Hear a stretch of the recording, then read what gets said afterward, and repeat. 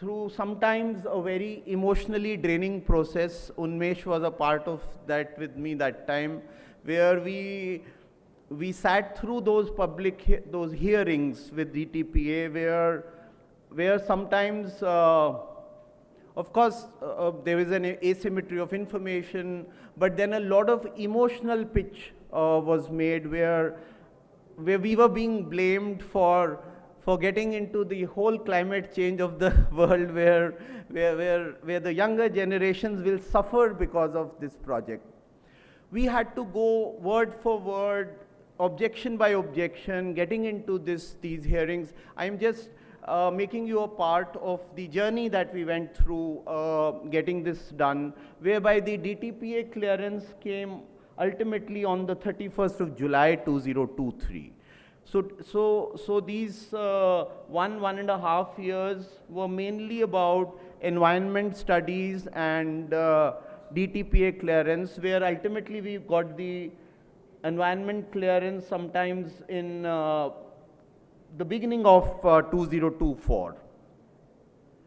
Of course, a very big one was this sand mining composite license, which till that time was not really given. This also required some kind of convincing at the level of the Government of India. So all these things then went on, whereby the actual proposal, the final approval of the cabinet comes in on the 19th of June 2024. And of course the national highway, because that's the most important part of the connectivity. And 30th August, the foundation was laid by the Honorable Prime Minister. This journey has a lot of incidents, accidents, and stories that we want to share. Here right now, today I stand to tell you how the state government has an enhanced role in this project. Since some of you, I mean, I'll skip some of these slides, which I would like that maybe Unmesh will cover. This is just to give you an understanding that two big things that we were doing. We said that we will change the layout of the port mainly to suit the requirements of coastal protection, of you know, the shore protection was the biggest part, where we shifted the port inside, where now it's about more than 5 kilometers away from the shore. There is a trestle, 1.5 kilometers, that joins. The sand comes from Daman rather than coming through that taluka that I had discussed as the environmentally fragile zone. And trust me, the first thing was that whether changing the layout or getting it through sea will increase the cost too much. In fact, it reduces the cost. Of course, we have tried to make it in a way where how it optimizes the OPEX also, rather than thinking only about the capital expenditure. It's a port to be run ultimately. It's not just a port to be built. From day one, we said it is about what is the life cycle cost, what is the operational expenditure that will be important. Broadly, there are you know, parts which have to be done. I mean, this is a when we say 10 billion US dollars, so roughly 50% is being done by this company called VPPL, which is JNPT and Maritime Board. Maritime Board is 26% and 74% of JNPA. And then we get in the terminal operators, that will be the PPP part, who will come in and get into this. This is the slide I made for today's this thing, which basically means that how state government has come in. The first starting point is that, as we said, state government equity has never been a part of a major port. This is the first time we have got into this. This is a completely new arrangement, whereby some part of state government's participation in the SPV will evolve now, because the project is still in the making. The good part is that it is very much on track. The work has started. So the first big thing of the augmented role is that for the first time a state government is putting in money to in a major project, which is a central government project. The second part of state government, of course, through this journey was a very big part of the public engagement. All thanks are due to the local administration there. I remember we would go there, meet the SP and collector, get the local guys there. We had our own local team. But especially during the public hearing, it was a very, very big support system of the local police and the local administration, which helped us, because you cannot imagine when you have an opposition to a project like this. Again, it continues becoming an emotional issue. It's about the big dilemma of development versus, I mean, whether you want to integrate us or assimilate us, or you should just let us be. You know, the let us be part came out very strongly, whereby whenever we would go, there was some gherav, some andolan, some morcha, whereby there was a very big set of people. I mean, informally again speaking, I mean, when normally you say, is it for something in return? Is it that they want something more? But that was one group which said, no, we just don't want anything, but this should not happen. The second group of people is that, as I said, due to some wrong information, they would keep presenting some information which was about, let's say, the damage to the marine life, which was not based on correct data, but some part of local media would use it. So it became a propaganda exercise. It was a big challenge to counter that. There, all these things and some requirements of this PESA Act, Gram Sabha, even using the media later, using stands for using it in a constructive way, where we got a lot of help, which could not have been possible at that time without the help of the state government. So this was the second big role. The land support regularly is a big role that a state government takes. In this case, there are those quarries that we need for mining.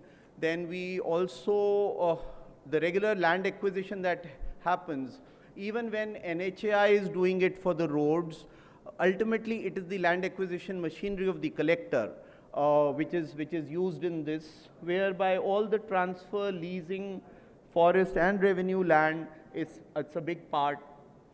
Environment and regulatory support, again, since the whole process is that it first goes through the MCZMA, all these regulatory approvals which were the main point where we had to reach before we could go further. So there again, state government had a very, very big role, and I must say that I've said it in a public forum before this also, that even though the current chief minister was not the chief minister at that time, but he kept supporting it fully at every level, at every point where we needed support and help. Even when he was not even deputy CM, before that also there was a period. So we got that full support from the state government. The connectivity support, again, a lot of these, I mean, railways may not be state government, but since state government, I mean, I handle those portfolios now. Here we give 50% support to railway projects. We also have our own company of MRI DC where we take up some of the railway projects. So PWD, railways, RDD means all the village roads, a lot of that support has come in, apart from the utilities.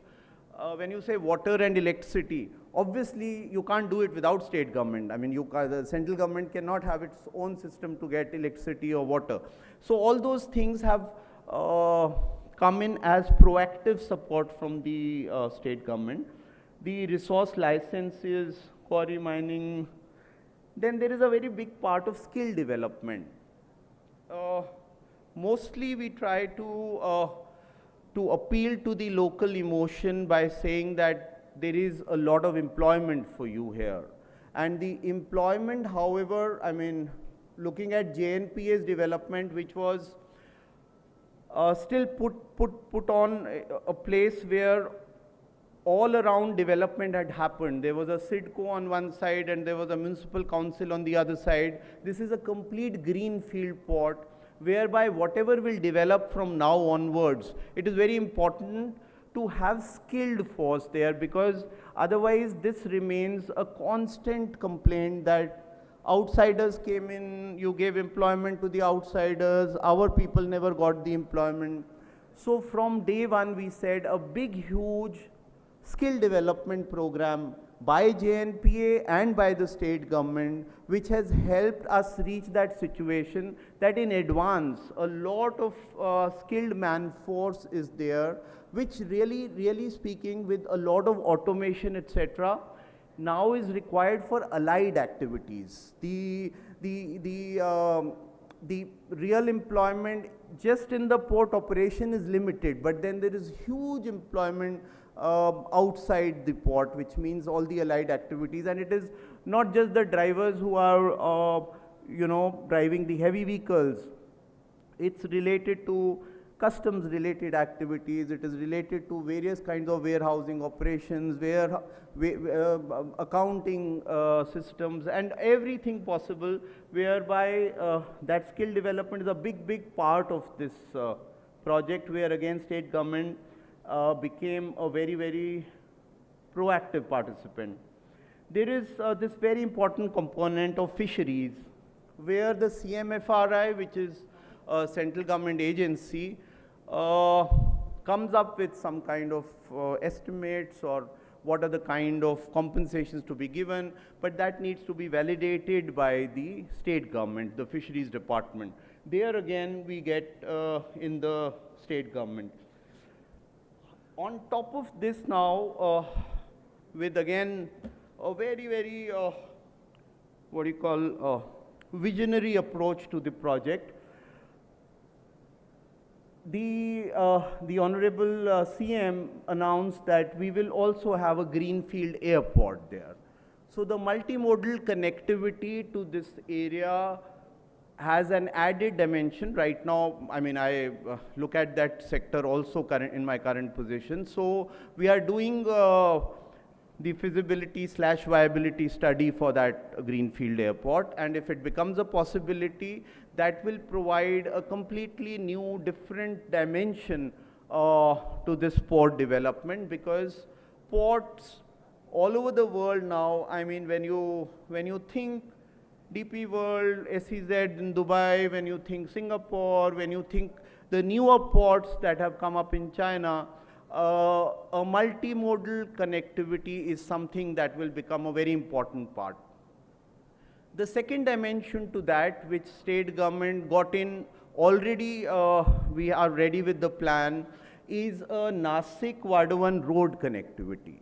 This Nasik-Vardhavan road connectivity is again a very important component of this, because the kind of hinterland that we are talking about for Vardhavan is in a way similar to what JNPA would be, but Nasik and Pune, and these are those areas where we are talking about good road connectivity, which state government on its own is doing, which will help the port project.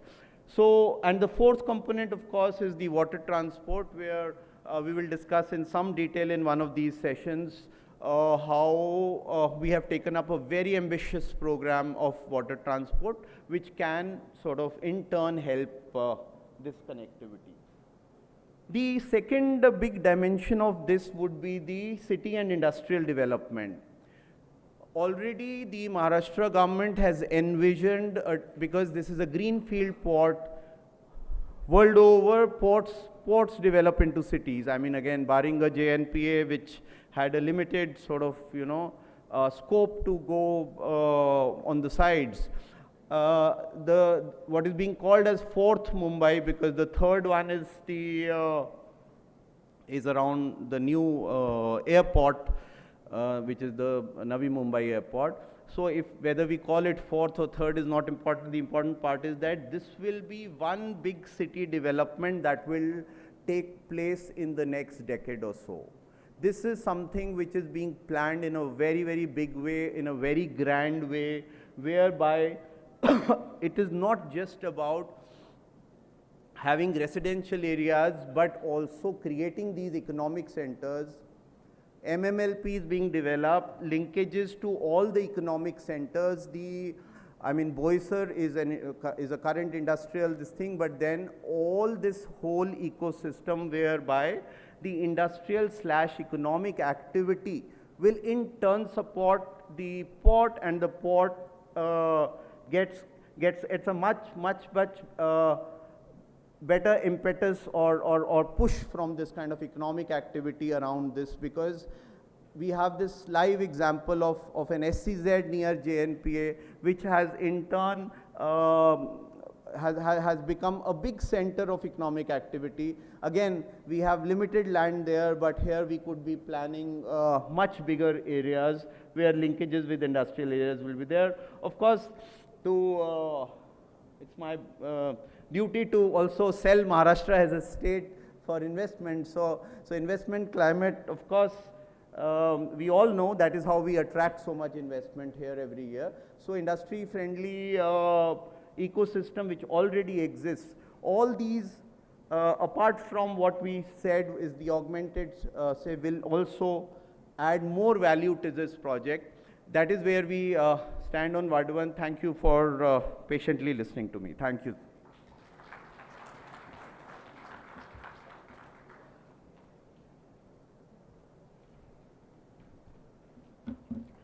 All right.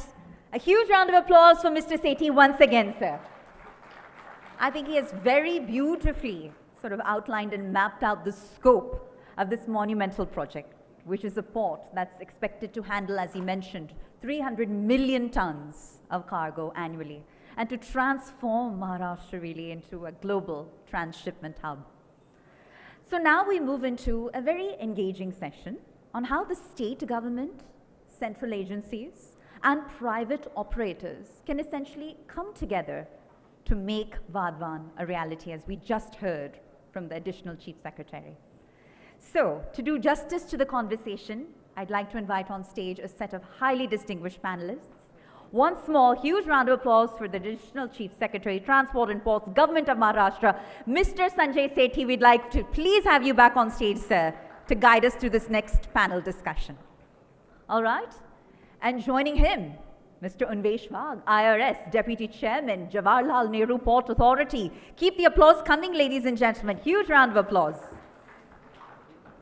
And joining the two of those gentlemen is Mr. Rinkesh Roy, who's the CEO and JMD of JSW Infrastructure. It's a pleasure to have you with us, sir. We ask that you kindly do join us on stage. Thank you so much. Mr. Pranav Chaudhary, CEO Ports with Adani Ports and SEZ. Keep the applause coming, ladies and gentlemen, for your fellow industry peers. And Mr. Pavitran M. Kalada, Deputy Managing Director, PSA India. If we could kindly have him on stage as well. And to moderate the discussion and to spearhead our way as we navigate the conversation, if I could please have Mr. Vivek Ogra, partner with EY, also join us on stage to spearhead us through what promises to be a riveting back and forth. With that, Mr. Ogra, it's over to you.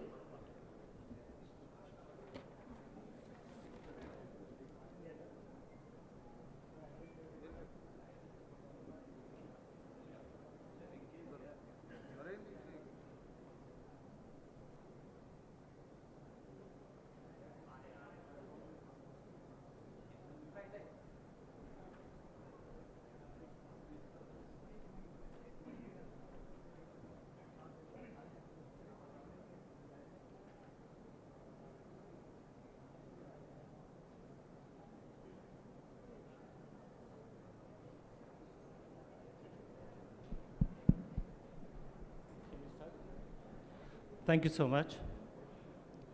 Good afternoon, and welcome to this very interesting panel discussion, which is making Vadhavan happen.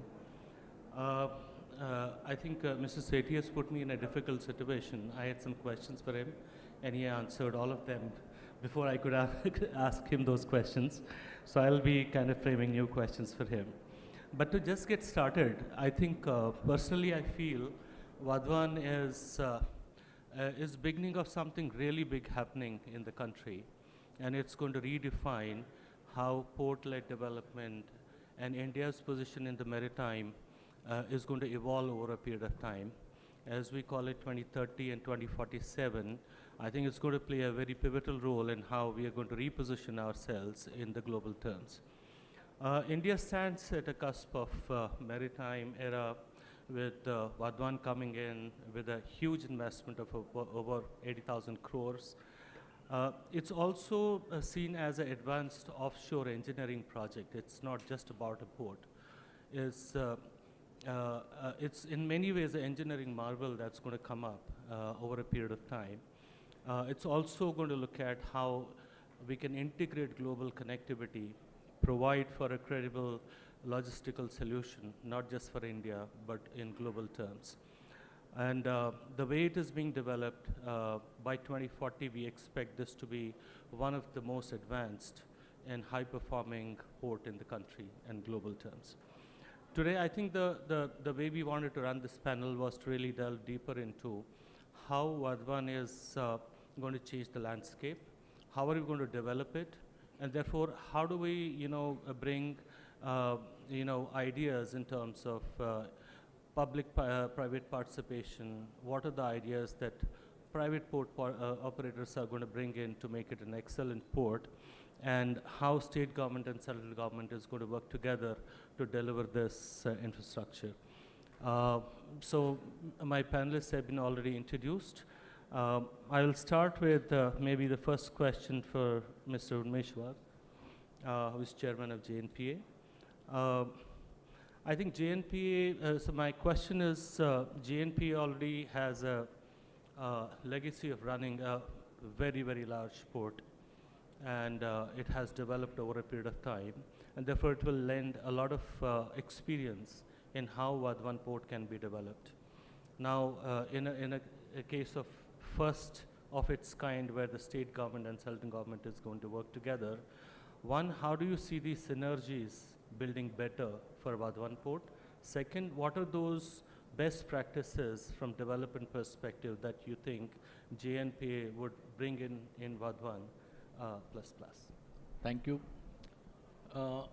Regarding the Vadwan port, Sanjay sir covered most of the things, how it progressed and what are the key features of that particular port.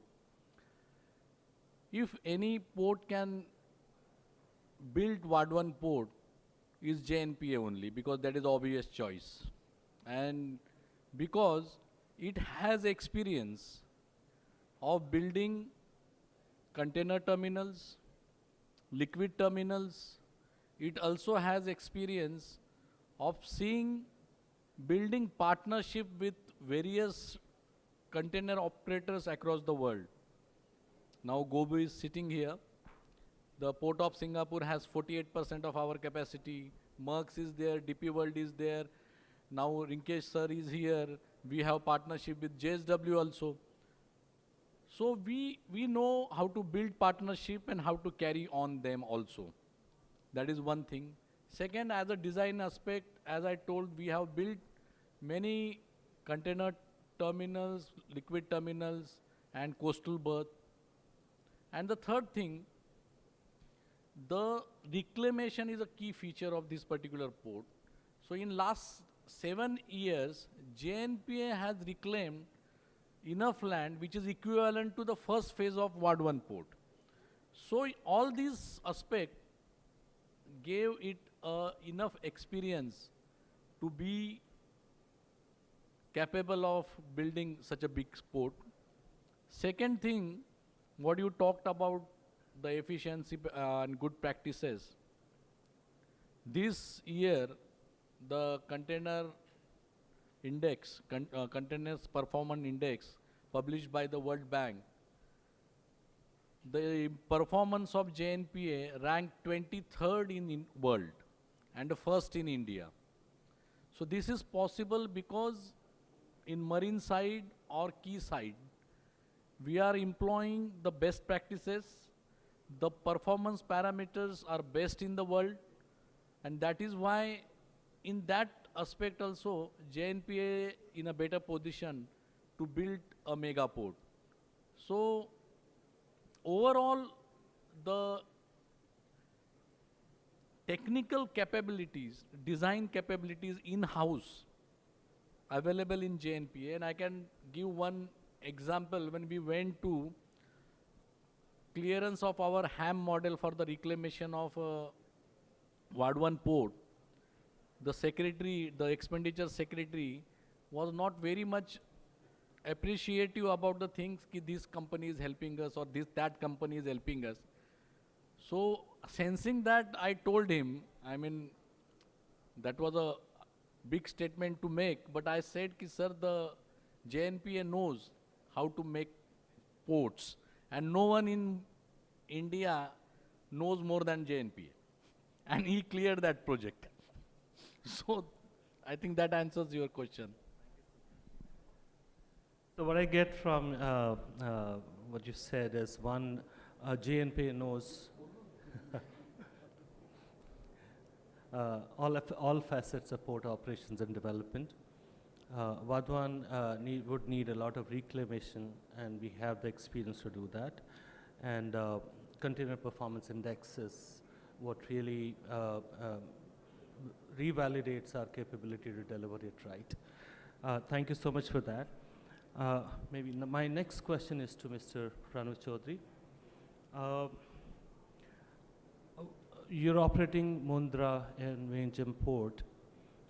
How do you think Vadwan, Mundra and Vizhinjam, in that sense, will really be able to create the logistical, I would say, how do we really deliver as an invincible solution for the global logistics together?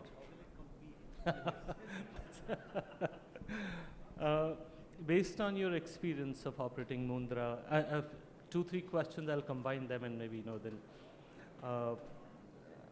So how do you, what do you offer to Vadwan Authority? What is the way of doing it right? Because it's in the development stage right now. You've already developed a large port. And drawing your experience in the development phase, are there any specific things that we should keep in mind when we are developing such a large infrastructure project? Thank you, Vivek, for having me here. So I think we don't need to look beyond what Sanjay ji presented, one beautiful, colorful slide as a perfect recipe of a greenfield PPP port project. Having been into this business for about 3 decades now, I can confidently say that in infrastructure, there is nothing more complex than a port development. Connectivities, land acquisition, reclamation, approvals, you name the complexity, it's all there. And what Sanjay ji showed at a slide there is the answer to everything. Incidentally, Sanjay ji, one other project that state government had an equity was Gangavaram Port.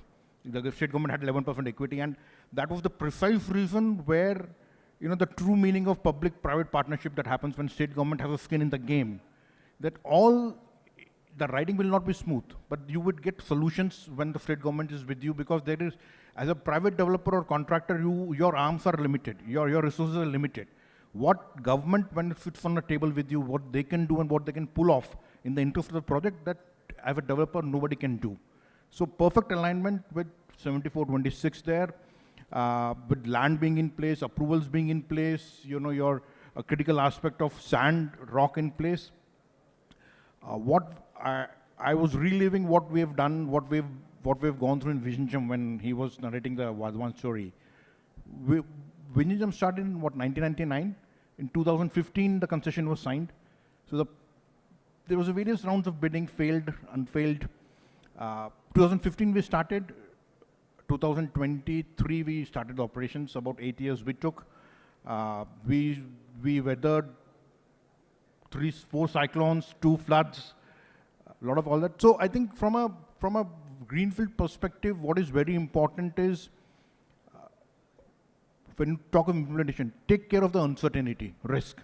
Your design and your execution has to take care of the risk, because the period is such that you will have cyclones, you will have situations of flood, and in Vizhinjam we had a situation where about 170, 180 meters of breakwater which was developed was washed off in a cyclone, right? So what do? There is nothing but you have to just bake in that risk and then move on. And it becomes very easy when the government is with you. The sponsors are with you on the table. That is one, what we're doing in Ward 1 is excellent connectivity.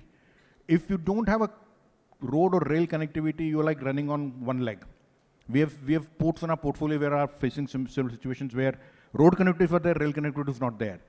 So for a port development, or for the port to start on a full fire, full engine, full throttle, connectivity had to be in place, without a doubt. Then I think it is important to build to scale, phase it out, which I see as a plan, it's there. That in Mundra, the biggest success for us has been that the planning is for scale. So you do breakwaters, you do dredging reclamation, and then it's plug and play, that as and when you need terminal, you can't develop the entire 10 million TU capacity in first go. So you will have to phase it out. So if certain portion of the breakwater, there is 20-kilometer breakwater in Ward 1, if certain portion of the breakwater can be finished, certain portion of the reclamation can be finished in priority, you can put out the first terminal. That's what we did in Vizhinjam. 800 breakwaters, 800 meters of key length, and about 1200 meters of breakwater we did. We started phase 1. And God is kind. In 1 year, the phase 1 is sold out. It's full capacity utilized today. So we are going on for phase 2. The balance 900 meters of breakwater and the balance 1200 meters of key length we're doing in part of phase 2. So I think the model can also be like you kind of phase it out. Both the breakwater reclamation and the terminal, that itself. And fourth point I would suggest, which already we're doing, is community engagement. We've learned a lesson in Vizhinjam that about 150 days of work was stopped because of community issues and all that. It's the same issue which Sanjay ji was mentioning, that lack of information, misinformation. There are various forces which work otherwise. So we've also gone through horrible times in NGTs and knocked the doors. It only increases the cost of the project and only increases the timeline. But I think the ability to take that risk and the resilience with the state government's partnership will be very helpful. The last point is, I think more from a development operator's perspective, is when you start, I think, be digital. The world is moving to that direction. Vizhinjam, we've done a terminal which is completely semi-automated. If you have a time, you come to the lounge that we have, we can show you a automated container crane operation. So go digital. I think that's where the world is moving in. And for that, we need to start from day one. Doing a retrofit becomes very costly and then bound to fail. So I think go digital. Sustainability is another important aspect, community care, sustainability. So a few learnings from our side. Thank you. Thank you so much. I think the takeaway points I have from what you said is, one, plan for uncertainty. Second, connectivity is key. Unless you have connectivity, you will not be able to go full throttle. Phased out approach. And I like the last one, which was digital is not an afterthought. It has to be built from day one and built for performance. I think that's a very strong takeaway. My next question would be to Mr. Rinkesh Roy. As a private operator, I think we've seen during the presentation of Mr. Sethi that it's not a day's job to get this decision done. It has been years and years of perseverance and going through hoops of approvals to really get it there where we are today. So therefore, as a private operator, how do you see most important things? Is it land acquisition? Is it regulatory clarity? Is it world-class connectivity? What could boost investments in Ward 1?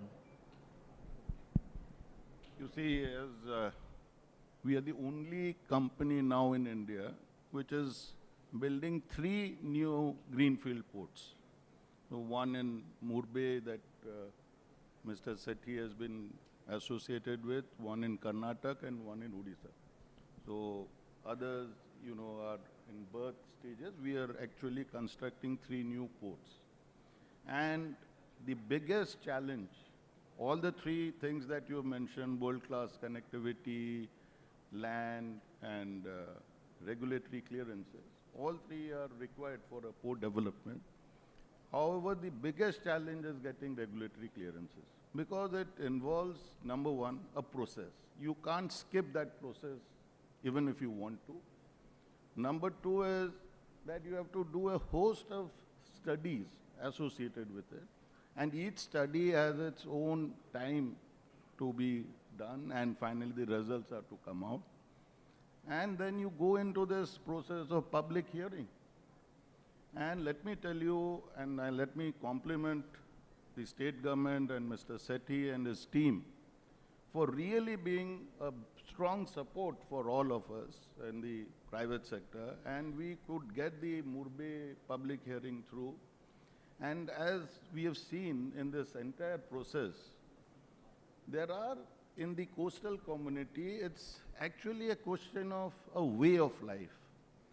So it's not that people speak that development versus non-development. It's actually the people believe in their way of life.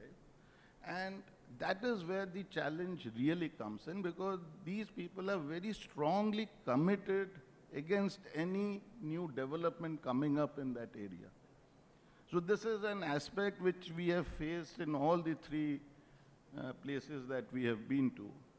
But I must again compliment the far-sightedness of the state government and Mr. Wag also in this case, because none of their first generation or the children, they are into fishing in any big way. So they look for a job security. And that is where you really have to focus on. Jobs are there in the port sector, but the necessary skilling need not be available with these people. And that gap, how you fill in that gap of having no skills into meeting the needs of the port, that is the gap that requires to be filled up. And that is why I complimented both of them, because they are setting up a skill development institute where they're giving training to all these children to become crane operators, or someone can become any kind of a job associated with the port. I think that is a very good thing that has been coming up, and it will help the entire sector, because anyone who wants to develop a port will have to face these challenges. Thank you so much. I think the key takeaways is regulatory clearances are important. State government support and clarity on how they can really augment the process of development. And most important is how do you deal with social sensitivities and bring them in the mainstream of development and make them part of that development process. Thank you so much for that. My next question is to Mr. Pavitran. Coming from an international port development organization, I think some of the very important things could be in international terms. What kind of governance models would be very important to such kind of large projects? Are there any operational frameworks that you follow and that could be recommendations to such kind of large projects? How important is first mile, last mile connectivity? Because Vadwan is going to transform not just the local landscape, but our ability to serve globally. So your comments on that. Yeah, thank you. And first of all, thanks MMP for having me here.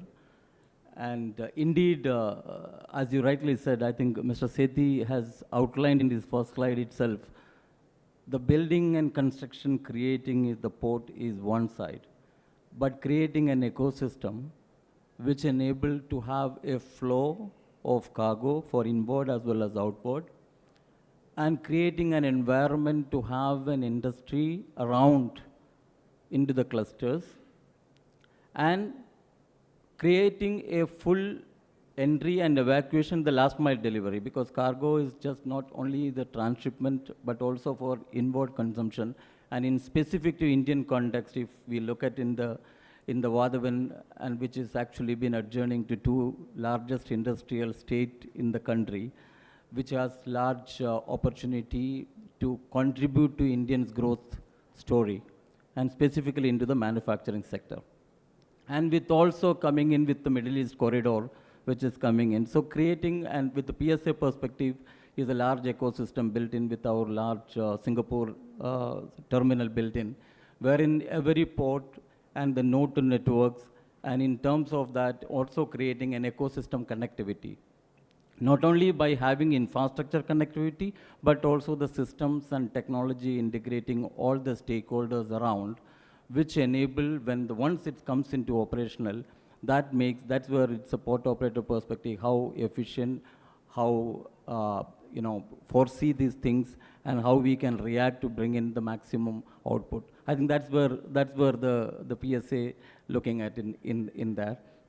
But apart from that, in terms of the industrial corridor, which is connecting the rail connectivity, road connectivity, even waterways, which would be potentially looking at in terms of how do we create a capacity on a far-sighted look like what, as we have seen the phase 2, which we completed inauguration, Navashiva, which will have a capacity coming in. So creating that capacity at Vadavan, which enables India's export as well as import international trade growth with a significant weight. Thank you so much. I think the key takeaways that I could really jot down was, one, building an ecosystem is very important so that you have flow of cargo which goes through a institutional process. Second, I think which is very important, how do we industrialize right? How do we build the right industrialization at the port and outside the port to ensure that there's an ecosystem which delivers efficiency at all levels? And third was about systems and technology integration. I think that to me also is important because we're also, in fact, learning to get things done in a way that it is common to all. So therefore, I think in port, it becomes all the more important.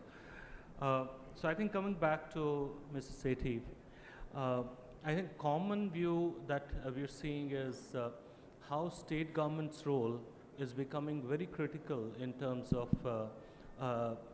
creating right impetus for development as far as port or transportation infrastructure is concerned.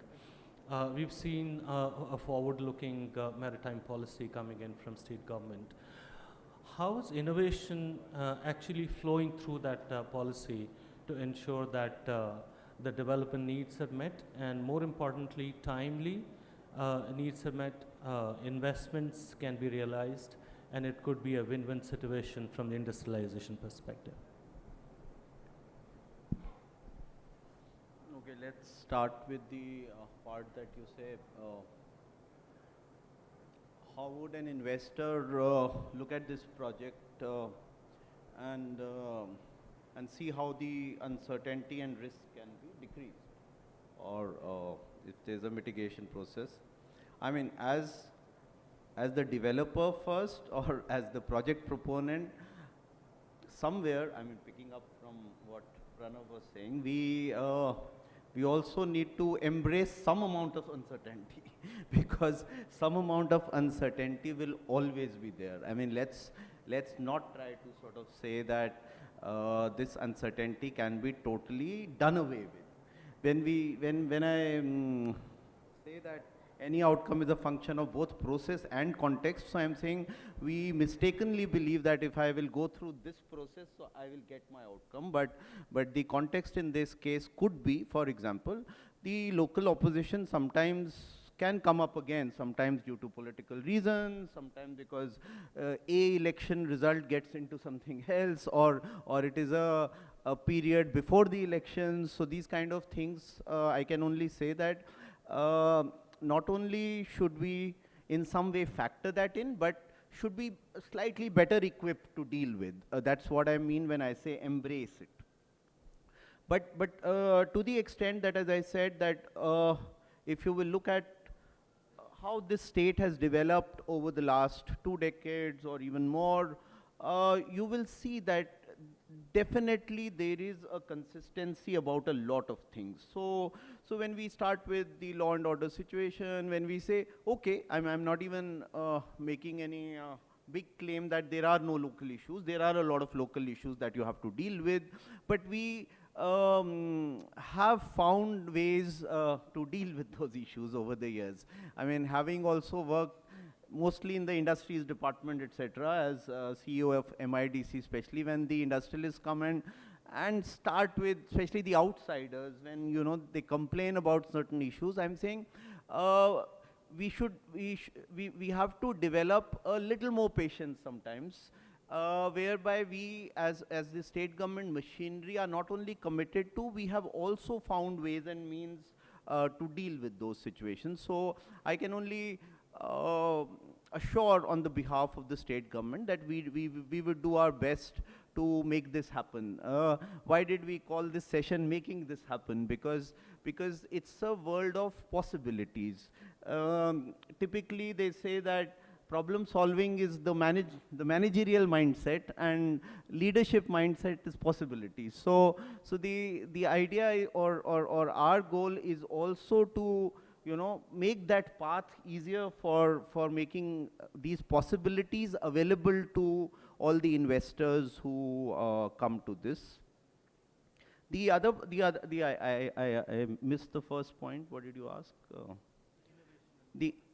Innovation in the policy. So when we say, there is again a convergence of quite a few policies, in the sense that there is an industrial policy of Government of Maharashtra which is very, very forward-looking. Some of those benefits are industry agnostic, meaning that if you are in the geography of Maharashtra, you get those benefits. Of course, because it is a major port, it may not get the benefits of what the ports policy is for, because that is for non-major ports. And obviously there, we are not providing this whole infrastructure.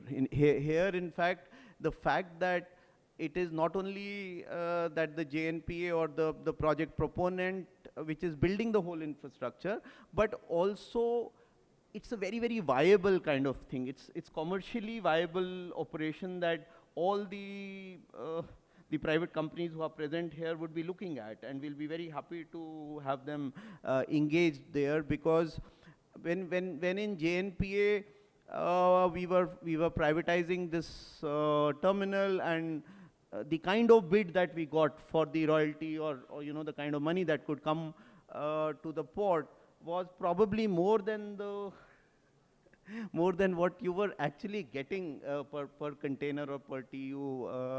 So it basically means that it makes a lot of commercial sense. The other proof of the pudding in eating is that that most financial institutions, national and international, are more than eager to come and participate in this project. That also talks a lot about the viability of this project. So when I talk about these two things, it basically means that that part is taken care of. In all other cases and senses where when you use the word innovation, of course it has to be taken as an understanding the level of digitization, where we will come in this. There only the two things now are that the green part has to be taken more seriously. In terms of the Vardhaman project, we had this big tie-up with the Oslo port. Norway is known for its sustainability efforts. It has taken quite a long time to do this shore power supply, but I mean in this country, but then I think we are now knocking at the door. We are right there, where not only that, but a host of those green measures will make sure that innovation coupled with this can take these forward. I'm sorry if I've covered a little more than what I was asked for. Yeah. Thank you so much. I think the key points that I get from this is one, embrace uncertainty, plan for course correction. Leadership mindset is about making possibilities happen, and that's what the role is being played by the state government. and green development is a priority. And finally, plan for long haul. Maybe those were the key takeaway points. Should we open it for questions and then we can close it? Yeah, maybe we can open the discussion for questions. Can we have the mics, please?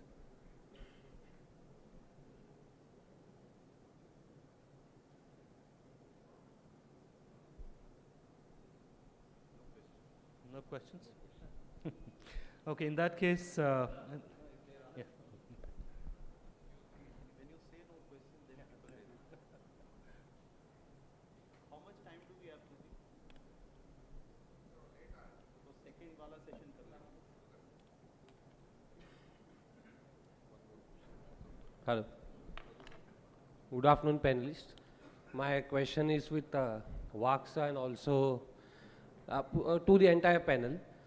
My name is Captain Satyam Thakur and I am from Ward 1 itself. And I was one of those who were leading the agitation against the port. I don't think so, sir, you will remember, but we have had a couple of meetings. I led the youth delegation.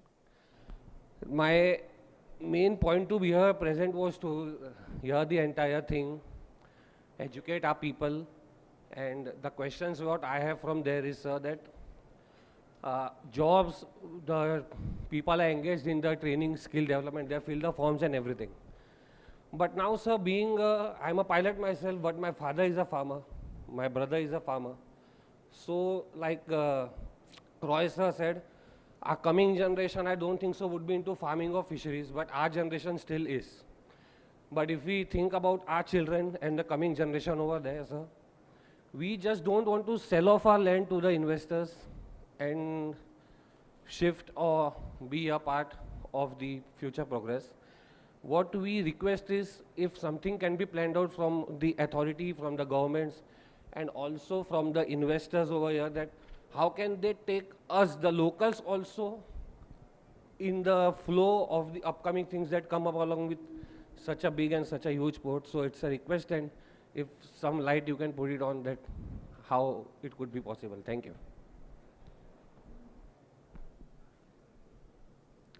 Thank you for the question. Actually, when we started this, and we have to manage the perception of the people, the one of the issue which is most critical and which everyone raised, they don't want to give land. So whole project, there are other reasons also, but we shifted whole project inside sea, and we declared not an inch of land will be required for the port, and that a big statement we made, and we mean it. And till date, for the port, we are not acquiring an inch of land. But you have very relevant suggestion. But problem is that if we take initiative now, then we will again face the people that they again ask this question, ki you said ki not an inch of land for that. What I suggest, if the project development will take 3-4 years. During that 3-4 years, the huge land is required for the port allied activities. We will do the hand holding. We will tell you CFS, how to build a CFS, how to build warehouses, how empty container yards are needed, how centralized parking plaza required. And you come together, and in that also we will help you, so that land pooling can be done and some investor can be pulled in, so that the equity in the form of land will be there, investment and expertise will come outside, and you will be the owner of the business, not the seller of the land. That model is very viable land, and we are working on it. Thank you. Just see this gentleman standing at the gate. Hello. He runs the central parking plaza of JNPA, and this was about getting the local people together. I'm saying so when we say that, okay, locals were ignored, we were not, I'm saying there are plenty of examples that we will show you. Of course, we should not make those claims where we say no 100% employment to locals. No, it doesn't work like that, yeah. But then there are plenty of such examples, what Unmesh was trying to tell you, that parking plazas will come up, how empty container yards will come up, maybe CFS, not in the same form, but some form of, yeah, I mean, not what the freight stations would come up at that time, but there is plenty that you will get, yeah. Yeah, myself Devdutt from Tata Consulting Engineers. My question is to Mr. Wag. As you know, Ward 1, we have only 2 phases.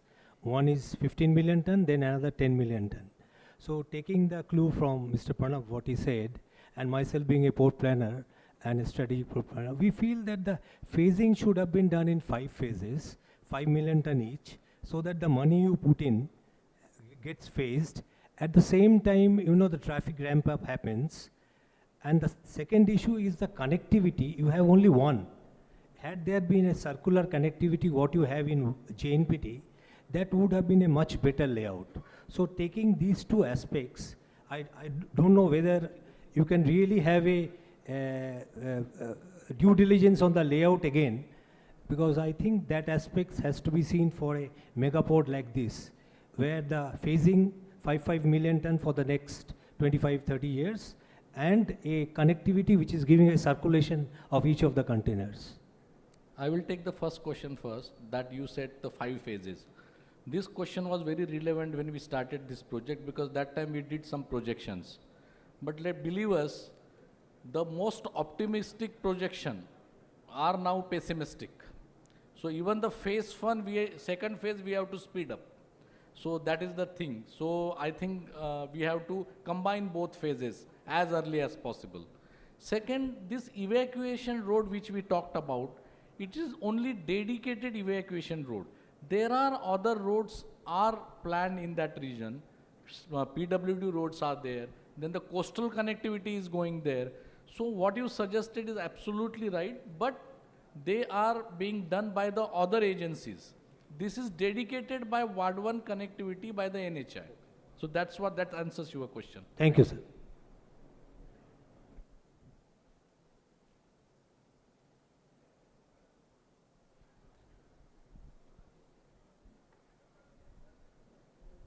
Hello, very good afternoon. My question is to Honorable Sethi sir and Honorable Wag sir. Sir, I'm from MEDA, Maharashtra Energy Development Agency, and we are running a green hydrogen cell over there. And as you would be very well aware that, you know, propagating the green hydrogen policy is the core agenda.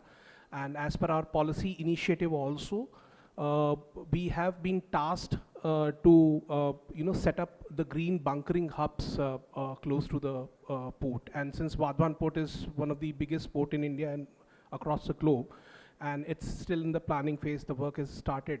So sir, you know, we wanted to understand that is there any, you know, progress on this front on setting up green hydrogen bunkering and, you know, the decarbonization of the port activities and so on and so forth. And you finished? yes, sir. Yeah. Actually, in port sector, we have identified certain ports for that particular purpose. Ward 1, we have not selected because the land is totally reclaimed land, so we cannot give away land for the manufacturing of the green or hydrogen or ammonia. But yes, for the bunkering purpose, we have the liquid terminals also for the export of the green hydrogen. Also, we will have the tank farms available for this particular purpose. So bunkering is possible, but manufacturing is not possible. Sure, sir. Sure. I got your response very well, sir. Sir, just a follow-up question. In case if we want to conduct a specific study wherein we want to understand the hinterland demand and you know, how that infrastructure can be set up wherein you know, we can route the green material, which includes green hydrogen derivatives and liquid hydrogen. You are most welcome for we this. can do you that, are most sir. welcome. So, sir, in that case, the permission will be taken from JNPA or from... You just contact us. Sure, sir. We will take care of that. Don't worry. Thank you so much. Thank you so much, sir.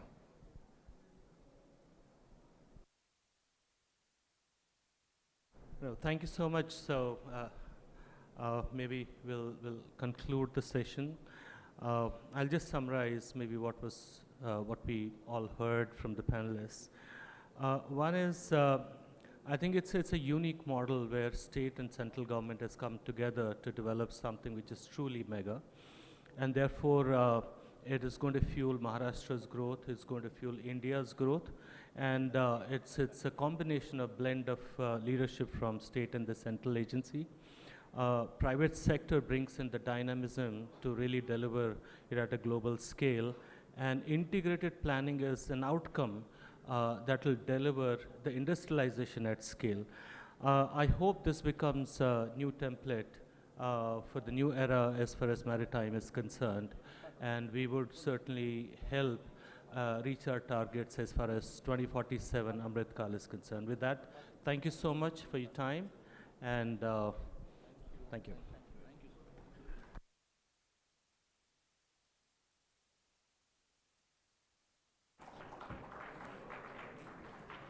I think they really did the topic justice. And if I could please ask the Additional Chief Secretary, Transport and Ports, Government of Maharashtra, Mr. Sanjay Sethi, if you could kindly please felicitate each of our panelists with a token of our appreciation, our way of saying thank you for being here at India Maritime Week 2025 for the Maharashtra State Session.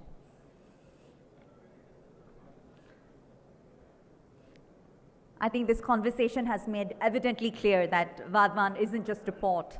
It's the foundation of a new maritime growth corridor for India, and one that brings together efficiency, sustainability, and scale. Yes, please keep the applause coming, ladies and gentlemen. For our highly distinguished panelists, Mr. Unvesh Wagh, Mr. Rinkesh Roy, Mr. Pranav Chaudhary, and Mr. Parivatran M. Kalada, and our moderator, Mr. Vivek Ogra.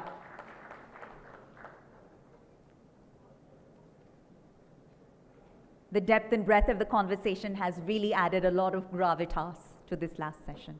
And thank you to the audience for asking all of the pertinent questions as well, vis-a-vis the future of Vadhavan. Yes, keep the applause coming.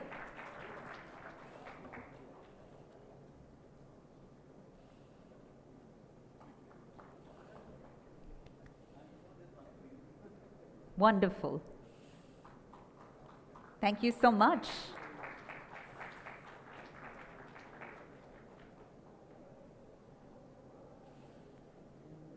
It's a memento.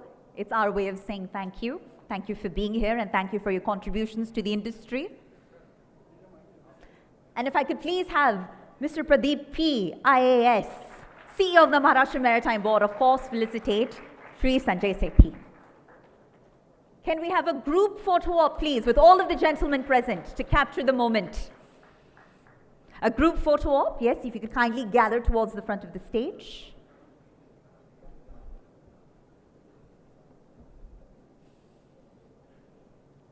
Lovely. Industry visionaries among us. Thank you once again. Thank you once again, gentlemen. All right.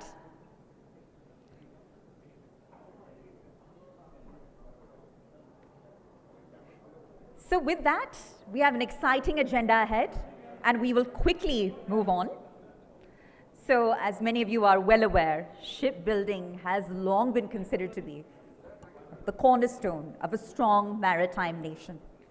And Maharashtra has taken a very bold step forward by introducing the shipbuilding, ship repair, and ship recycling policy of 2025.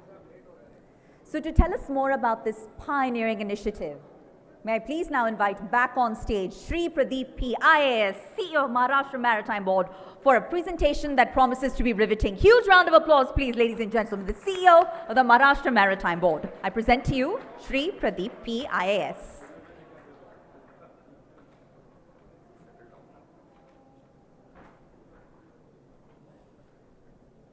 All right, we have a full camera crew in the back, a standing room only scenario, but all of the interest is certainly very encouraging and optimistic. Thank you so much.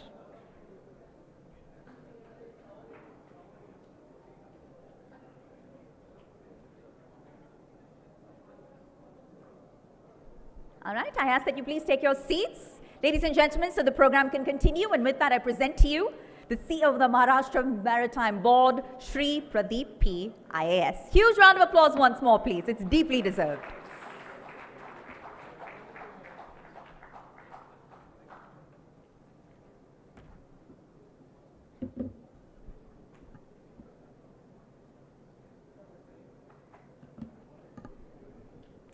Good afternoon all, and a very warm welcome to India Maritime Week 2025 and to the Maharashtra session. Maharashtra has been the first state to formulate an independent policy on shipbuilding, and this was formulated in 2025 recently, 4 months back.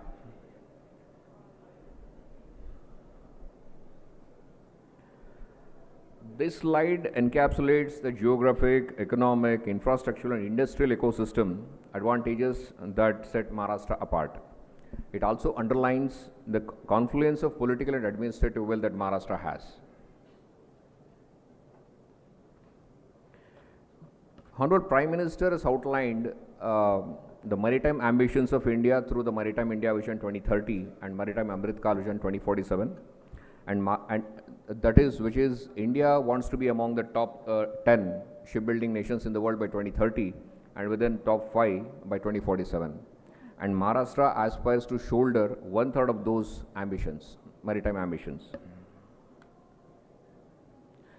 So the Maharashtra shipyard policy is premised on 6 pillars and aims to address all aspects of shipbuilding ecosystem.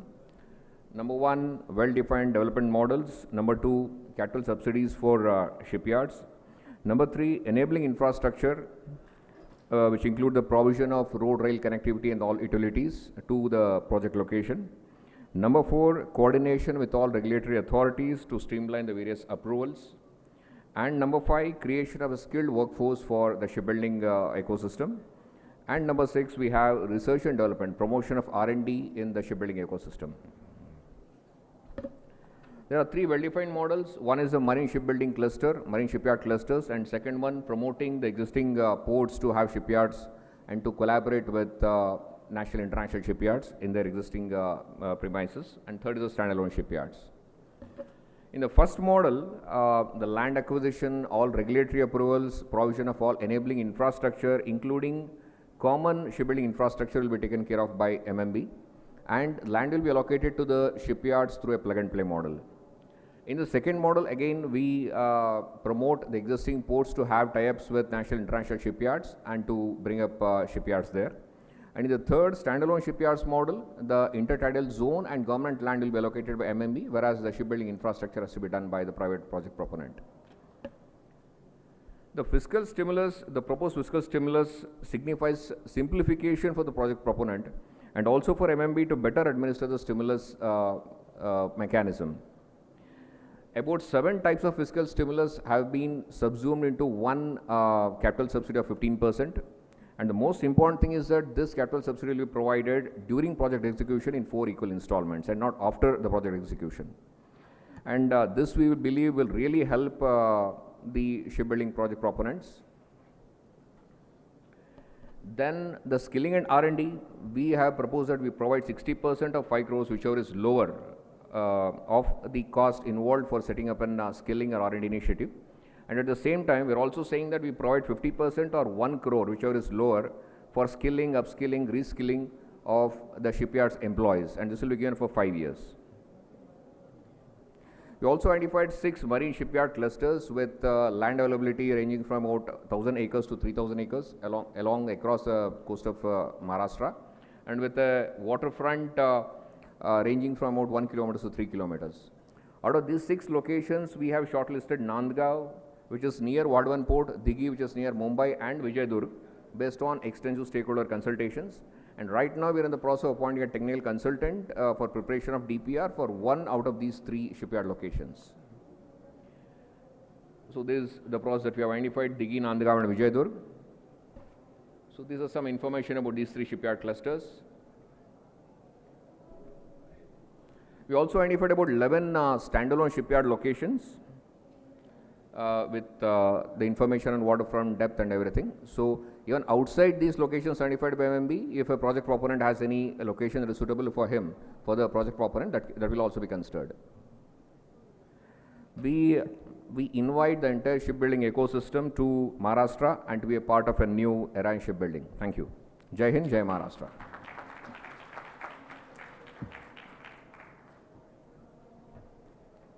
All right.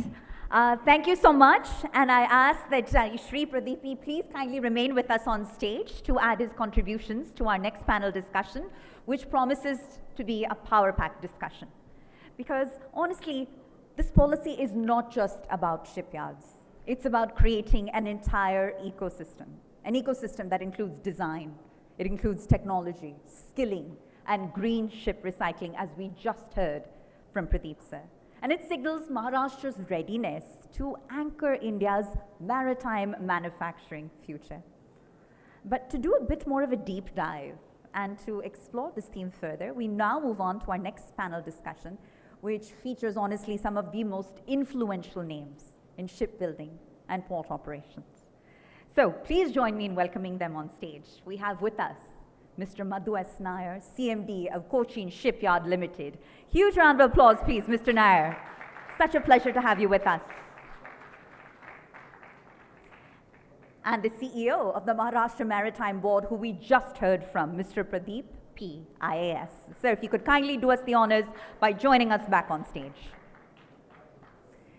The General Manager of Royal HC, Mr. Dan Koichi. Pleasure to have you among us, sir. We welcome you. The Executive Director of Chogle & Co. Private Limited, Mr. Arjun Chogle. Sir, welcome. The Managing Director of YPPL, Mr. Amaya Pratap Singh, is also with us. Sir, such a pleasure to have you with us. We're truly honored. And to moderate this discussion, which promises to be a fascinating back and forth, it's my pleasure to now invite on stage the Technical Director of Haskining, Commodore J.R. Samuel. Thank you so much, sir, and it's a pleasure to have you amongst us. With that, gentlemen, the floor is yours. Commodore, over to you.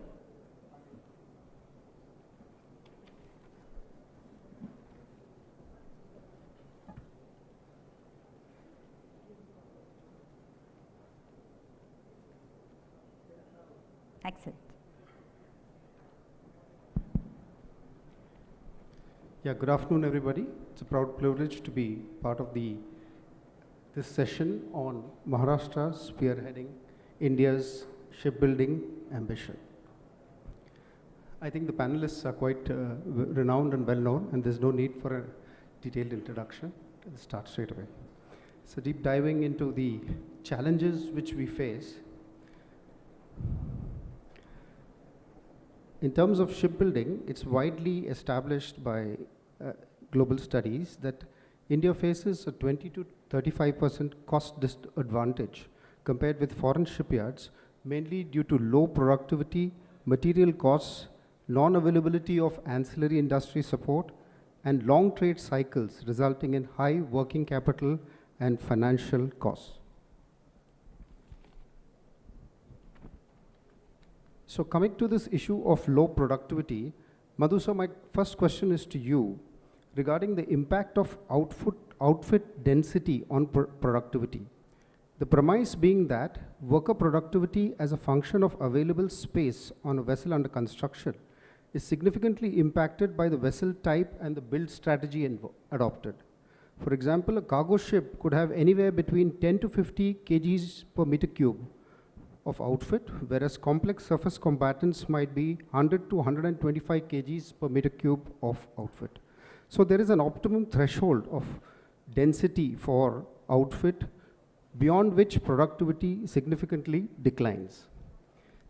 In terms of the lead shipbuilding agency in the country, so do you have any suggestions about how shipyards can align this build strategy for optimum productivity without compromising on workers' productivity or the build quality?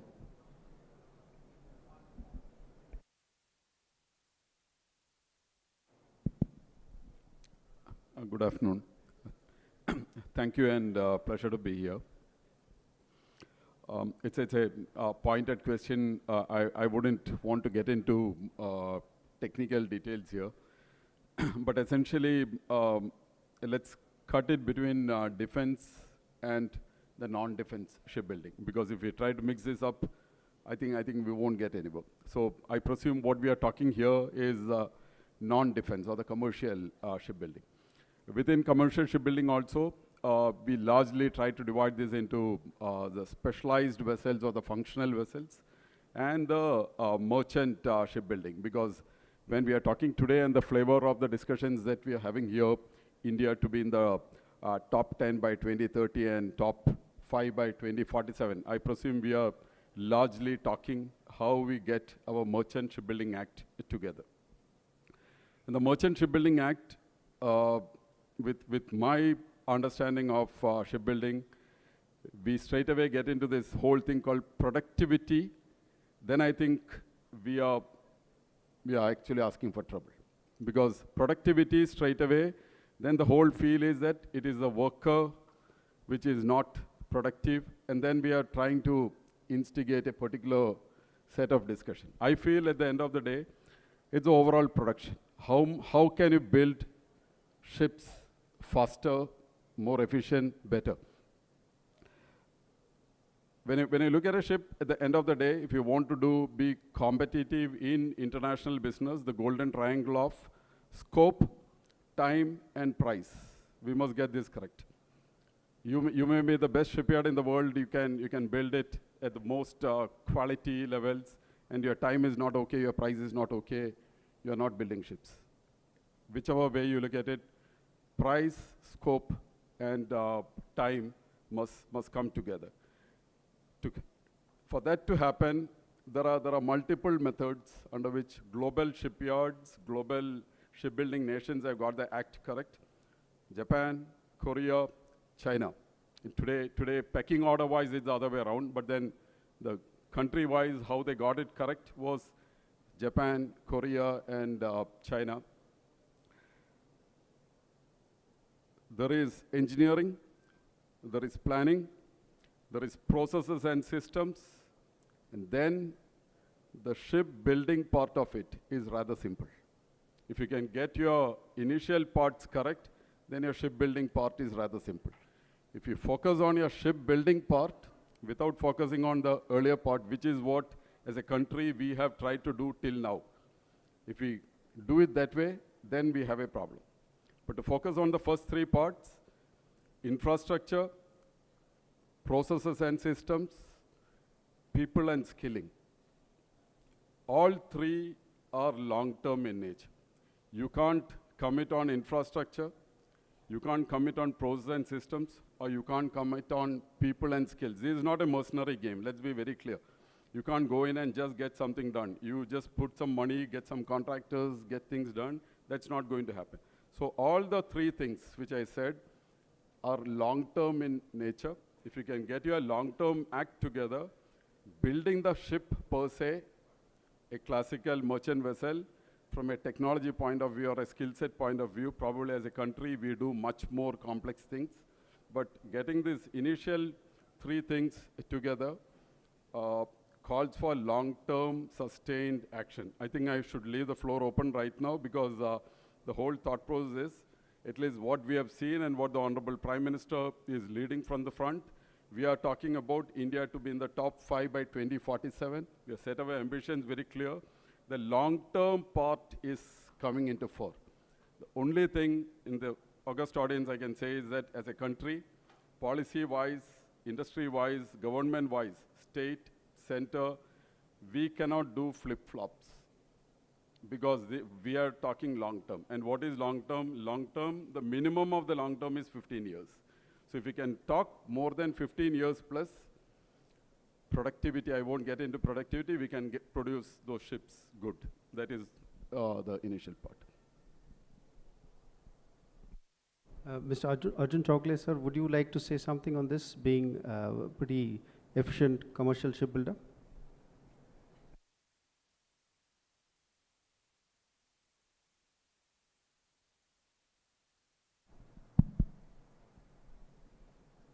No, I mean, I think what Madhunai sir said is absolutely correct in terms of the long-term thinking and the need to focus. What I would also say, he spoke about focusing in particular practice areas of the, what you would call verticals of the shipbuilding business.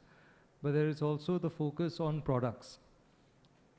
Nowhere in the world do you see a shipyard that is successful that has a wide variety of products that it manufactures.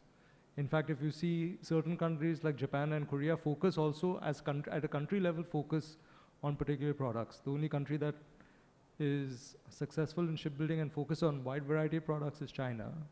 That's just because of the scale that they have over there.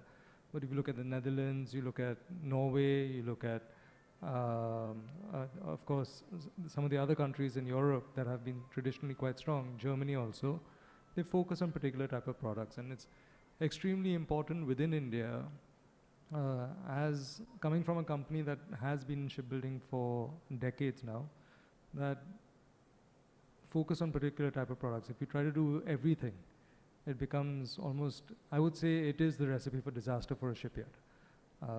And it's an extremely underappreciated fact that shipyards that are very clear of what they want to do over the next 15 years are really the only ones that stay above water. Shipyards that want to do everything over the next 15 years are the ones that sink.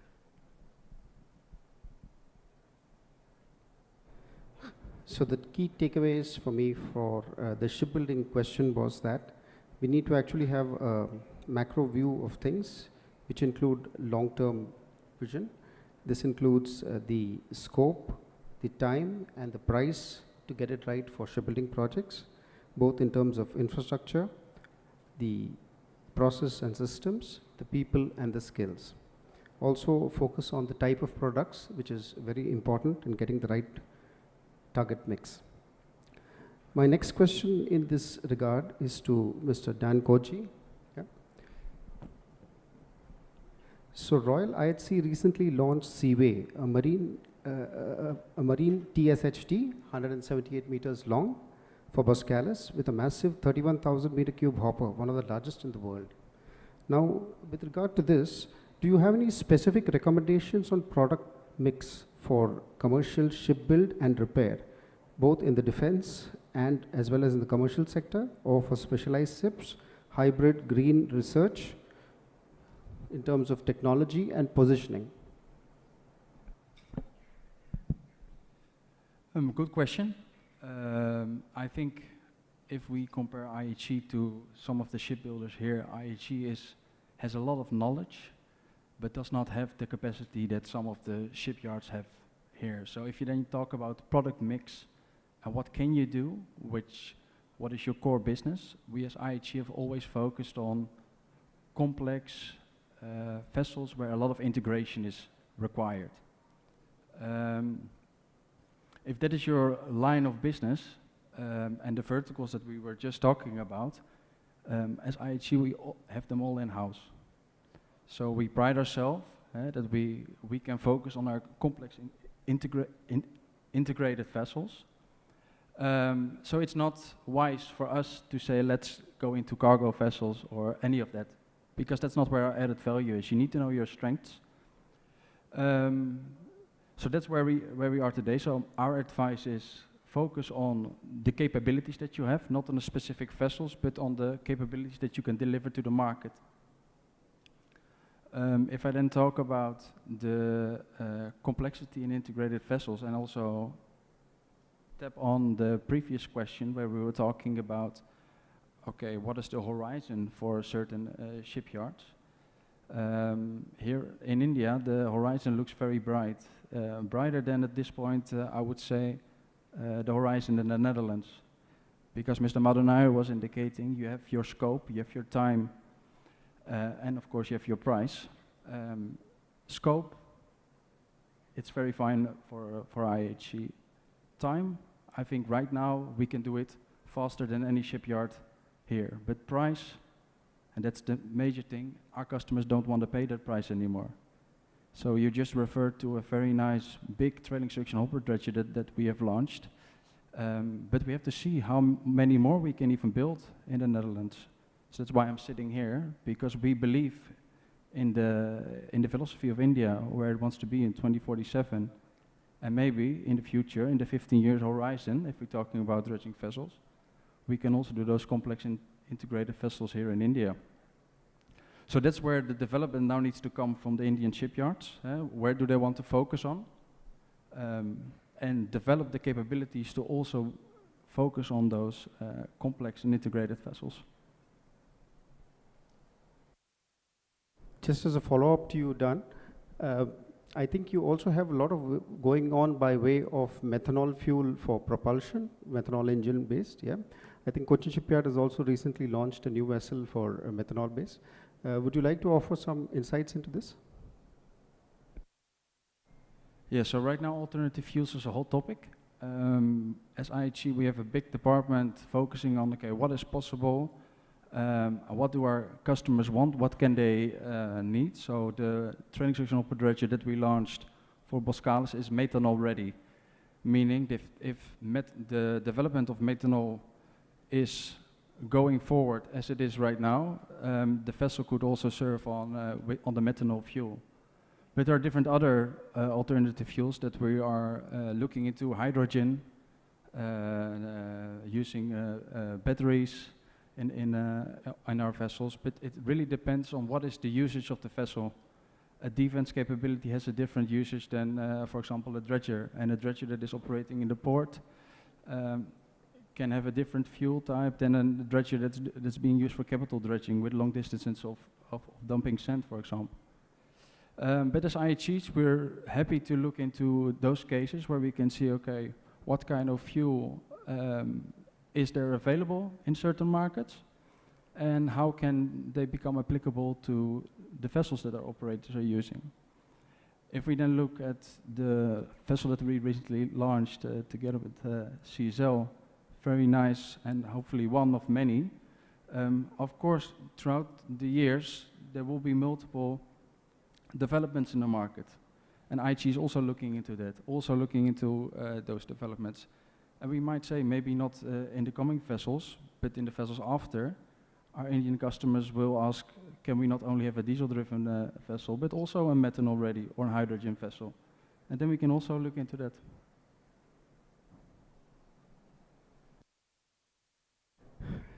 My next question is to Shri Pradeep IS. Yeah. So, spearheading the revitalization of shipbuilding, ship repair and recycling in Maharashtra under the policy framework of the Government of India. I just wanted to ask you, are there any specific policies which MMB are thinking of to attract international shipyards, technology majors, specifically to address productivity and capability gap that currently Indian shipbuilding encounters?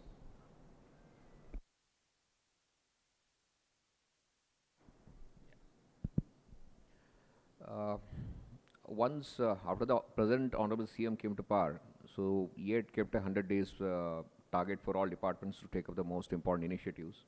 So one of the most important initiatives that were taken up by our department was to come up with an independent shipyard policy, given the focus given by Government of India on shipyard. So during the study, we came to know that, as you said, the Indian shipyards have a cost disadvantage of about 24 to 30%, which is also outlined in MIV and MAKV 2047, compared to Chinese, Japanese, and South Korean shipyards. So this cost disadvantage stems from various factors like design, skill, high cost of funding, and everything. So then the present shipbuilding financial assistance policy gives out 14% on the sale of every vessel. So we thought, so this cost disadvantage that we have seen subsumes into it a lot of disadvantages in terms of skilling or productivity, everything.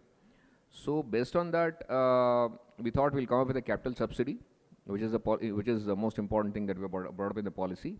And also simplifying this, because in the existing port policy, we had about 7 types of different incentives, which were not amounting to much, even if you put it together. And also it was very difficult to administer also. So we brought it into a single subsidy, a single capital subsidy, which is easily understandable and easy to administer, which is 15%. And the most important thing, as I said, instead of most of the policies, the incentive is given after the project completion, and the two spread over 5-10 years. So we thought we'll give this during project execution, of course, against a bank guarantee. So I think that should take care of a lot of the cost disadvantages. Then the second thing was about the regulatory approvals. So this is the first time wherein we have said that we'll coordinate with all the regulatory authorities to streamline the regulatory process. Of course, it will be given by them, but we'll try to coordinate and streamline that. And apart from that, skilling, R&D, we also touched upon those sectors, and we are giving incentives for that. So I think the policy is a fairly comprehensive one, which addresses various aspects of shipbuilding infosystem. Even for technology, same R&D, we are trying to R&D and skilling for both. We are providing incentives for that, and we are and for example, R&D and skilling, not only in the shipyard sector, any institution or any organization for that matter, which wants to come into this R&D and skilling in the shipyard sector, we are promoting them. Like today, we are signing with IIT Bombay for that.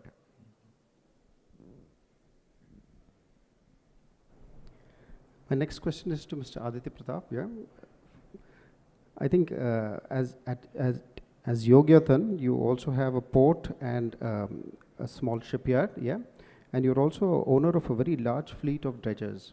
Yeah, so I just wanted to check with you.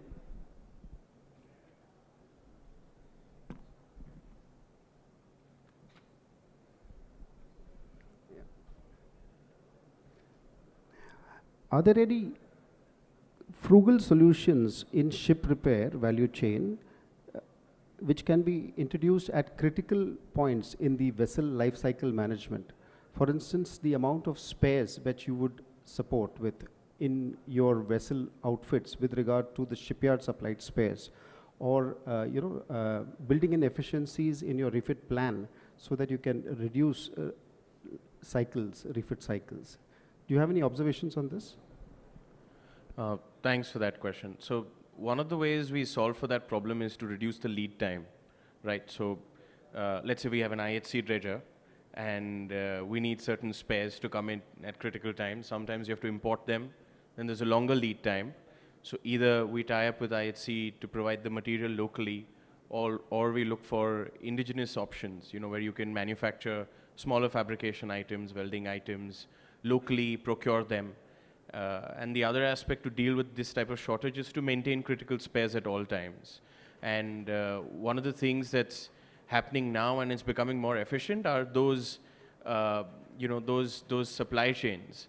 For example, when we started dredging projects in the Northeast and in NW1, which is in Patna and UP, there was no maritime ecosystem. So if you needed spares at any point in time, which is not something we had planned for, you would have to source them from Mumbai, you have to source them from Kolkata. Those were the only hubs where you could source that type of material from. But we then took up some tug manufacturing jobs in Patna itself. And now we've been able to develop, at least at a small scale, an ecosystem that can sustain spares. You have fabrication units that understand the requirements that we have. So that market and ecosystem is also coming up quite rapidly in India, which is supporting us. So I think the next item on the agenda is almost about to start. I think I need to wind up.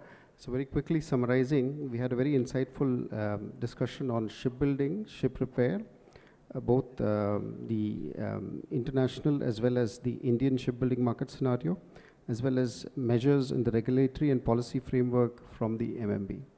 Thank you very much, sir. Thank you, everybody. If you have any quick questions, we can take one question if anybody has.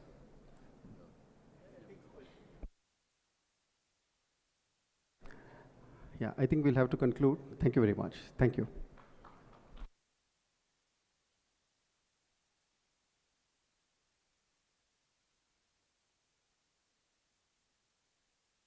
And the Honorable Chief Minister will be amongst us very shortly. But in the meantime, a huge round of applause for all of our panelists. And if I could please ask the Additional Chief Secretary to kindly felicitate each of these gentlemen as a token of our appreciation, our way of saying thank you for being here at the India Maritime Week 2025 and a part of the Maharashtra State Session. I think those insightful perspectives were very encouraging, and they helped us understand how government policy, global partnerships, and private enterprise are certainly converging to position Maharashtra as the hub of shipbuilding and innovation.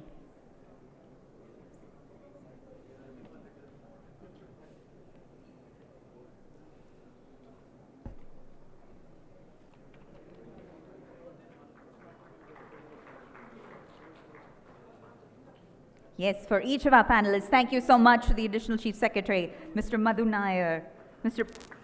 Prateep PIAS, who's just gone to receive the Chief Minister, Mr. Dan Koche, Mr. Arjun Chogle, and Mr. Amaya Pratap Singh, and our moderator, of course, Commodore J.R. Samuel.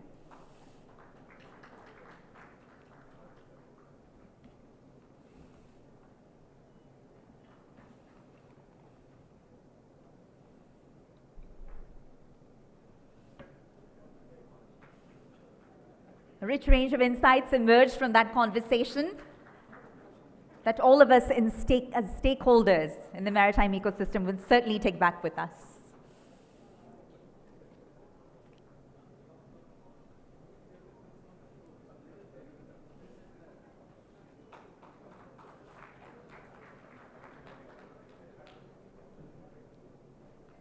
Thank you so much, gentlemen, for adding that color to how Maharashtra is spearheading India's shipbuilding ambitions.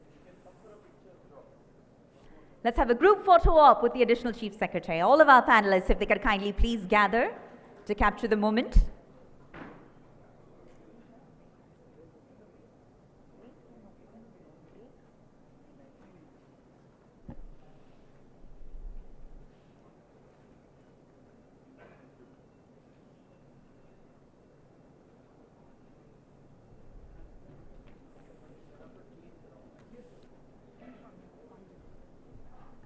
Thank you very much, gentlemen.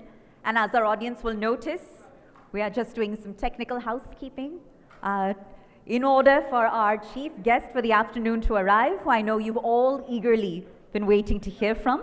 He'll be with us just momentarily. A lot to look forward to, an exciting afternoon and agenda ahead. So please remain in your seats so you don't miss it.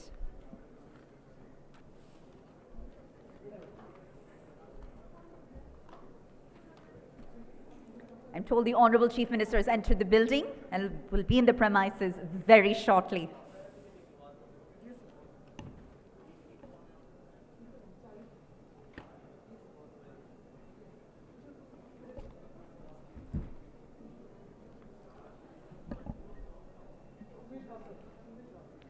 It's a very anticipated moment here at the India Maritime Week 2025 in the Maharashtra State Session.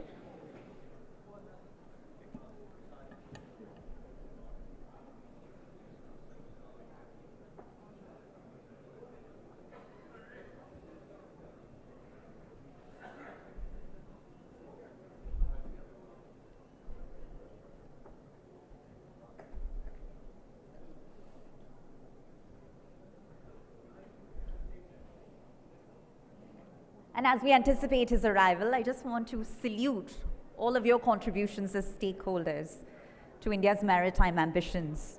I think part of India Maritime Week is very much focused on saluting and celebrating those contributions. And that means all of you in this very room, you certainly add to the richness of our future prospects as a sector.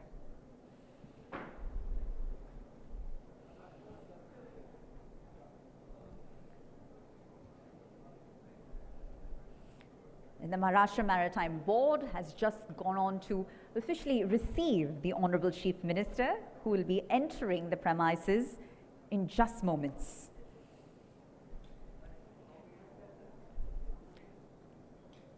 That's right, ladies and gentlemen, the Honorable Chief Minister will be with us in just a moment. We ask that you please take your seats. We are very much anticipating his arrival, and his team has entered the building.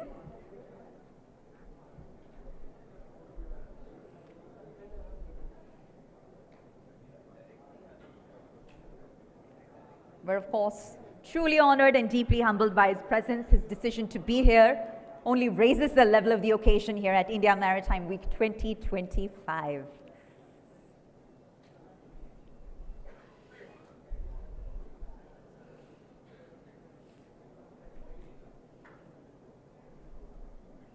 Thank you. It'll be just a few short moments longer. I'm told he's arrived.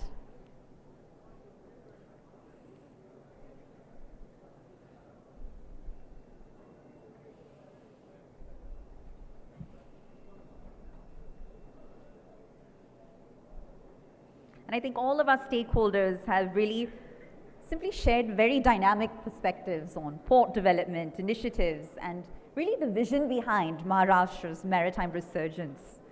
So I want to thank them for all of their contributions.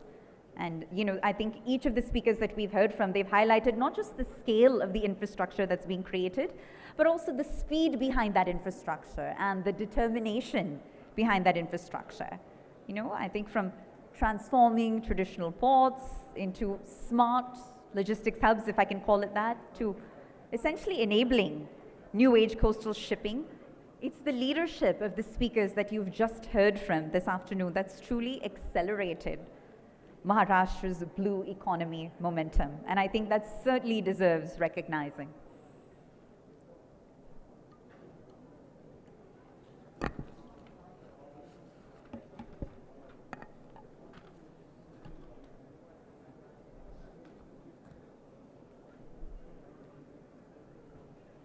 And I think it's also worth mentioning that, Maharashtra's coastline, which is, of course, as we know from our speakers prior, it's rich in opportunity, it's rich in heritage, and it now essentially stands at the threshold of a remarkable transformation, and one that will redefine the state's role in not just national trade, but international trade.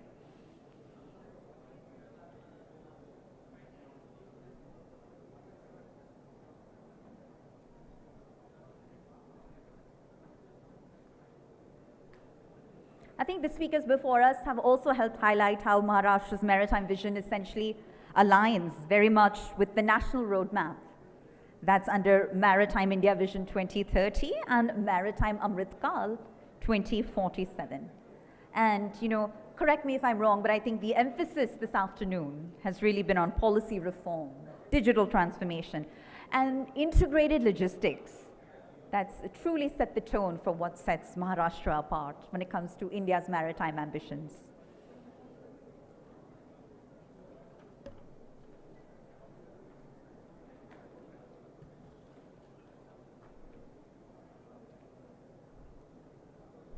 So we shed more light on what it'll take to make Vadvan happen. Likewise, we've also shed more light on the shipbuilding and ship repair policies. But progress essentially comes to us in the form of MOUs or commitments between public and private stakeholders so as to accelerate Maharashtra's contribution when it comes to India's maritime vision. And when the Honorable Chief Minister joins us in just moments, I think he'll shed light on that very subject.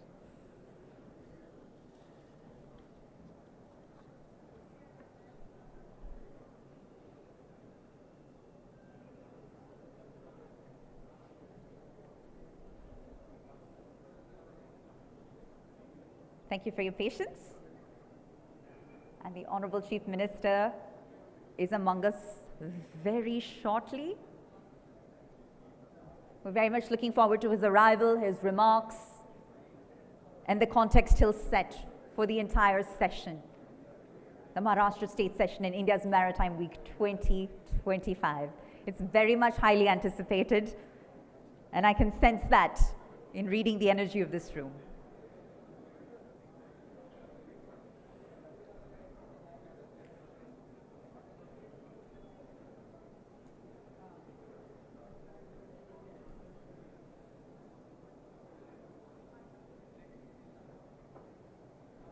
But we also want to celebrate your contributions as pioneers in the entire maritime ecosystem. They're industry firsts that's only increasing India's relevance in the global trade equation, thanks to the contributions of the individuals in this very room. And I believe that is worth acknowledging and worth celebrating.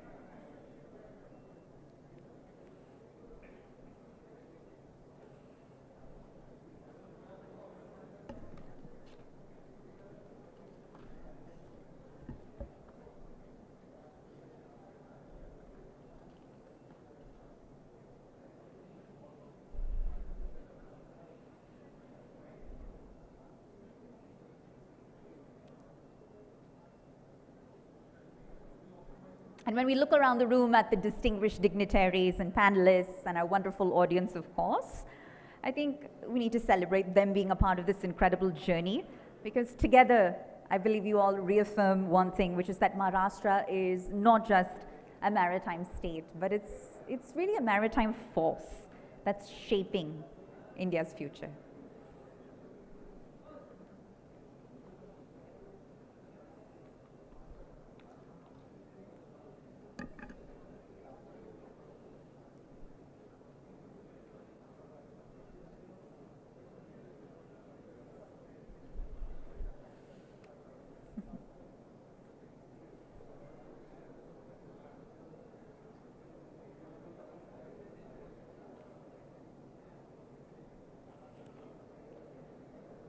You can sense the anticipation in the room as the Honorable Chief Minister's staff slowly starts to trickle in.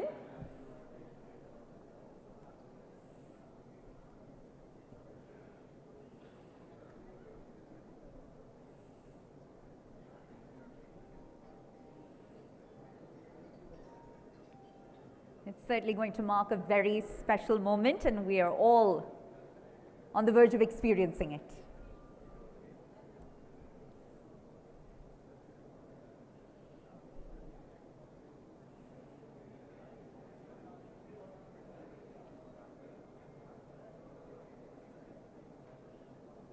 All right.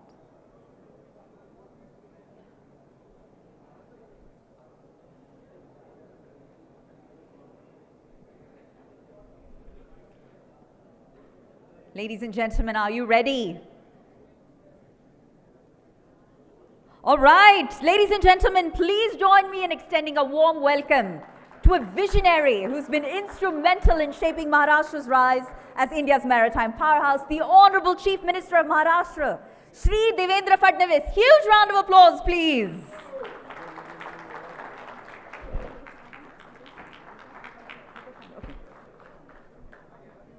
Huh? Okay. Wonderful.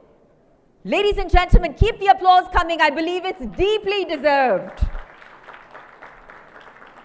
And now, if I could please request the Honorable Minister of Fisheries and Ports, Government of Maharashtra, Shri Nitesh Rane, to felicitate the Honorable Chief Minister of Maharashtra and our Chief Guest, Shri Devendra Fadnavis. Please, Honorable Minister, if you could kindly please do the honors.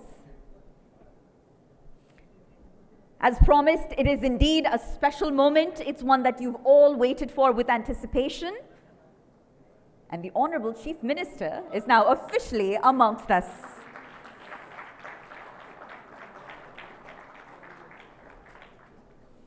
Thank you.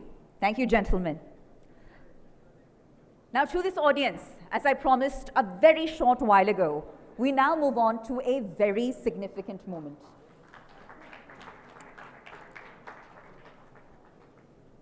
All right. And this highly significant moment marks the signing of a series of MOUs between the Maharashtra Maritime Board and key industry partners such as yourselves. And it's worth mentioning that each MOU reflects the state's commitment to foster investment, innovation, and infrastructure across the coastline, from shipbuilding to green port development and cruise tourism. So today's MOU signings mark a major step in Maharashtra's vision as a state to become a leading maritime hub that's driving growth in shipbuilding, in port development, in R&D, green shipping, and global collaboration, to name a few. So a total of 15 MOUs are being signed today. And collectively, I believe they very much symbolize public, private, and academic partnerships with an investment potential of over 56,000 crore rupees. That in and of itself deserves a round of applause, ladies and gentlemen. All right. So let us now begin the ceremonial signing of MOUs. All right. And to do the honors, we have our distinguished members of state on stage, but let me just re-announce them. If I could please ask the Honorable Chief Minister of Maharashtra and our Chief Guest, Shri Devendra Fadnavis, the Honorable Minister of Fisheries and Ports, Government of Maharashtra, Shri Nitesh Rane, Shri Sanjay Sethi, IAS, Additional Chief Secretary, Transport and Ports, Government of Maharashtra, and Shri Pradeep P, CEO of Maharashtra Maritime Board, to kindly join us in doing the honors.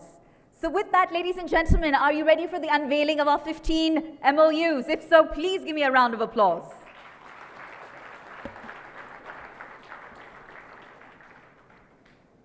All right. First up is Diggi Ports ASPEZ. And the purpose of this MOU marks the expansion of Diggi Port and related facilities. The proposed investment is 42,500 crores. And if I could please have the signing authority, Kapil Khandelwal, the CEO of Diggi Ports, please approach the stage as we mark the signing of this incredibly important MOU. Huge round of applause, please, ladies and gentlemen.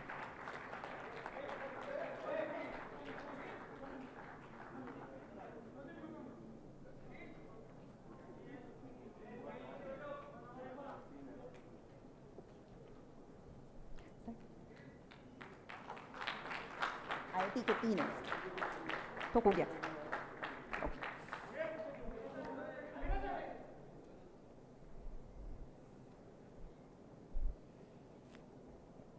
Wonderful. A photograph to capture this incredibly important moment. Thank you so much. Thank you so much. And with that, we move on to our next MOU, which is JSW Infrastructure Limited. And this marks the expansion of JSW Jaigarh and JSW Dharmatma Port. The proposed investment is valued at 3,709 crores. And if I could please invite the Joint MD and CEO, Rinkesh Roy, to kindly take the stage to mark this momentous occasion.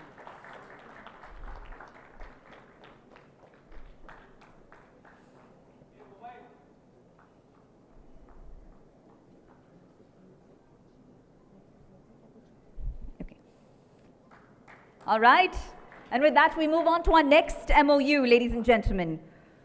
Choglin Co. Private Limited. It's for the development of ship repair facilities in Maharashtra, and the proposed investment is upwards of 5,000 crores. So if I could have the Executive Director, Arjun Chogle, please kindly join us on stage to mark the occasion, the important MOU that proves to be highly pivotal for India's maritime future.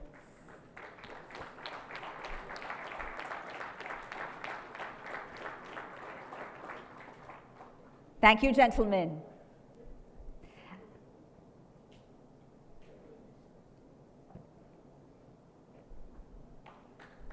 Wonderful. Thank you so much, sir. With that, we move on to our next MOU, which is with Synergy Shipbuilders and Dock Limited.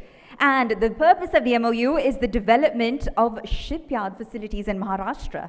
The proposed investment is upwards of 1,000 crores. And if I could please have Director Savio Lobo kindly join us on stage to do the honors.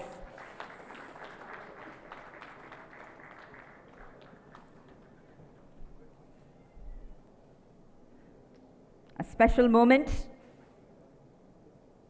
that promises to be a pivotal one. Lovely.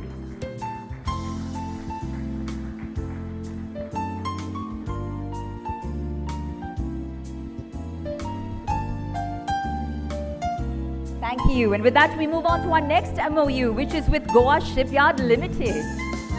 And the purpose is the development of shipyard facilities across Maharashtra. The proposed investment is valued at 2,000 crore rupees. So if the Chairman and Managing Director, Brajesh Kumar Upadhyay, could kindly approach the stage. Once again, sir.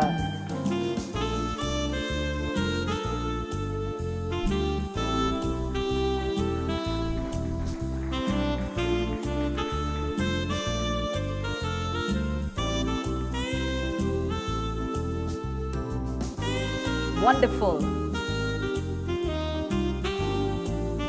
And up next, there are 3 MOUs with IIT Bombay, and I'll announce them one at a time. The first of which is focused on R&D infrastructure that's based on ship design and shipbuilding, or essentially skilling in shipbuilding. And if I could please have the Dean of R&D, Sachin Patwardhan, kindly approach the stage from IIT Bombay.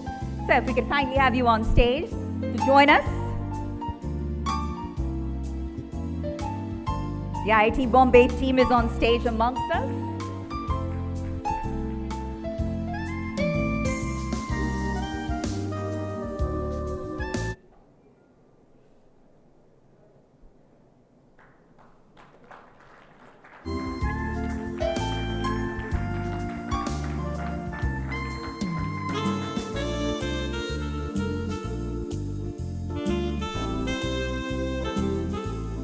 And as I mentioned earlier, there are multiple MOUs with IIT Bombay, so I'll move on to our next one, which is also focused on skilling in shipbuilding.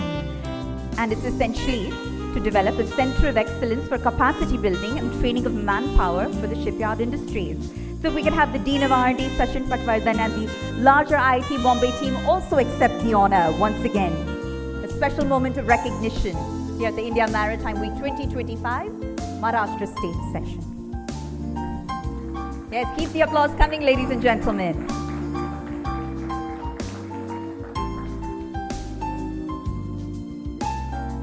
All right, and the third MOU also with IIT Bombay once again is for EPG diploma courses or executive postgraduate diplomas for MMB engineers. And if we could also have the Dean of Educational Outreach, Usha Anant Kumar, not present with us, but will continue. So all three IIT Bombay MOUs, I believe it deserves a huge round of applause before we move on. All right, with that we'll move on to our next MOU, which is with TSA Enterprises Private Limited. And they are setting up container freight stations at Vadhavan Port, building shipyard facilities. And this proposed investment is upwards of 1,000 crores, ladies and gentlemen. So if the chairman, Dr. Tatsam Mishra, could kindly join us on stage from TSA Enterprises for this special moment of recognition.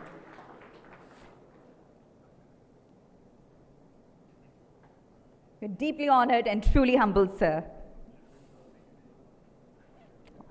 And with that, we move on to our next MOU for the afternoon, which is with Candela Technology AB. And they're building a shipyard for the construction of ships for passenger water transport. The proposed investment is valued at upwards of 500 crore rupees. Could Nakul Virat, CCO, kindly please join us from Candela Technology AB on stage. It's indeed an honor, sir.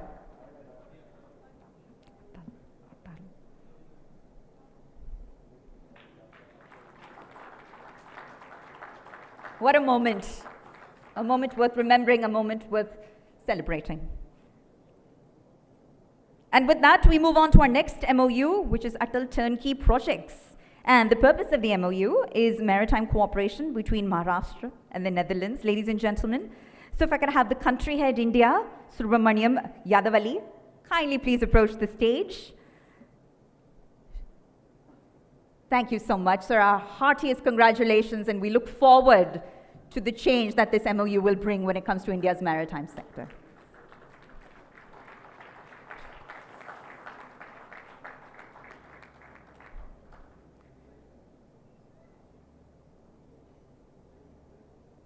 Thank you, sir, for the honor, for the privilege.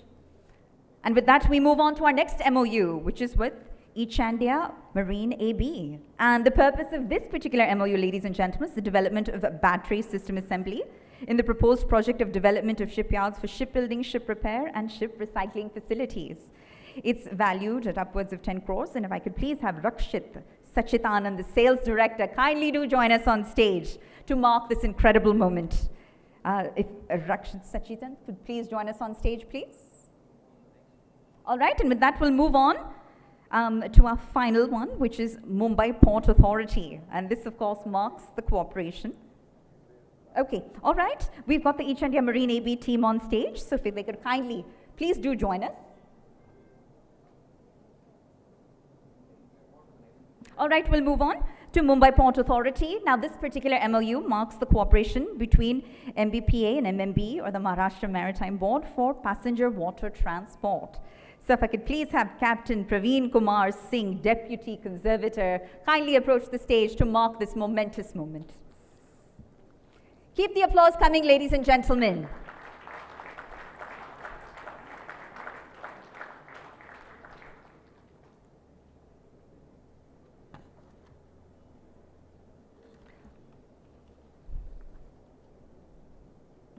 Ladies and gentlemen, I believe you'll all agree with me that these MOUs mark a transformative leap in Maharashtra's maritime growth.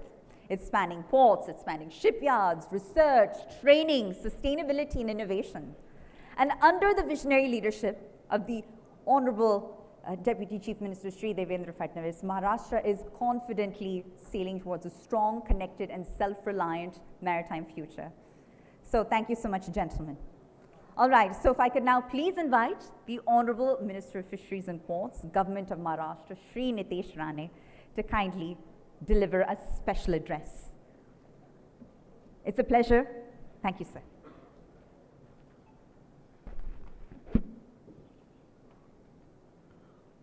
Honorable Chief Minister Devendra Fadnavis ji,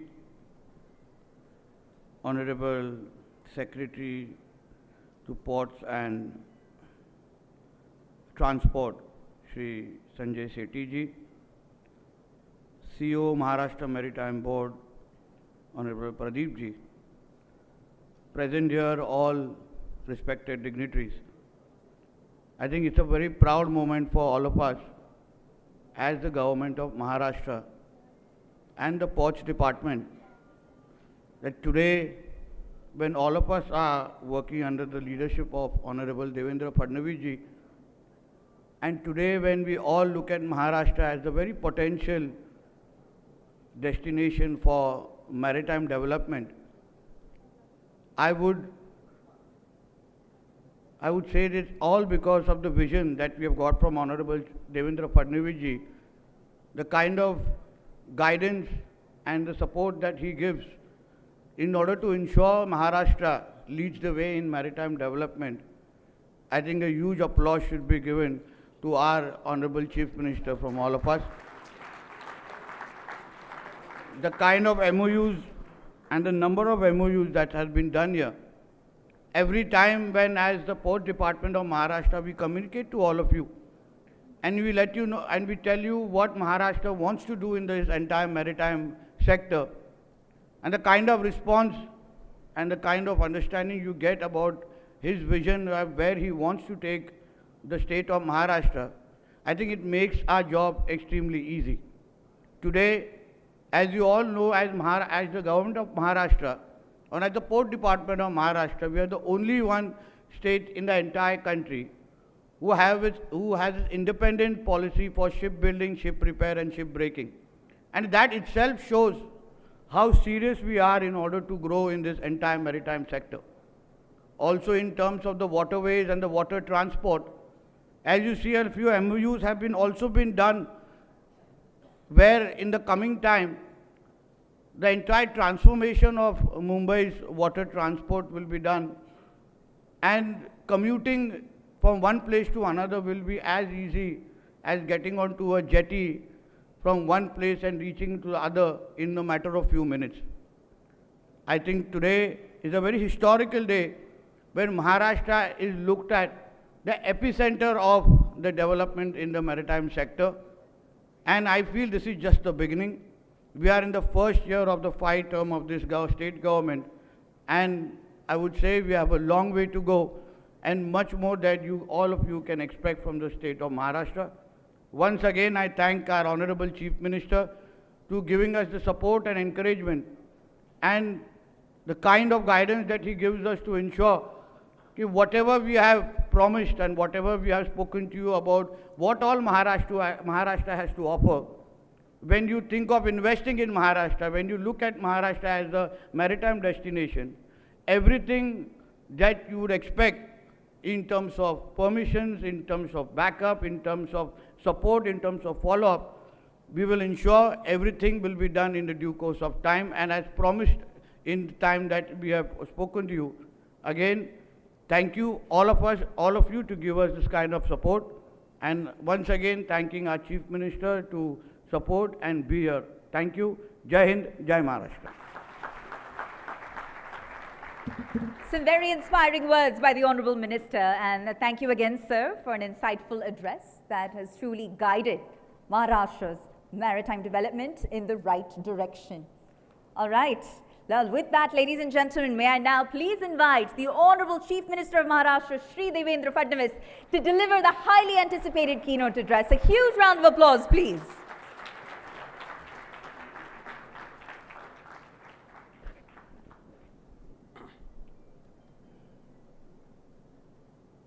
My colleague and Minister for Ports, Government of Maharashtra, Shri Nitesh Rane ji, Additional Chief Secretary, Ports and Transport, Shri Sanjay Sethi ji, CEO, Maharashtra Maritime Board, Mr. P. Pradeep ji, all our esteemed partners with whom we have signed MOU, all the dignitaries present here, ladies and gentlemen, and friends from media. It is indeed a very proud moment when the government of Maharashtra is entering into MOU with several partners to develop the maritime ecosystem in the state of Maharashtra, and cumulatively the investment envisaged by all these MOUs is around 56,000 crores.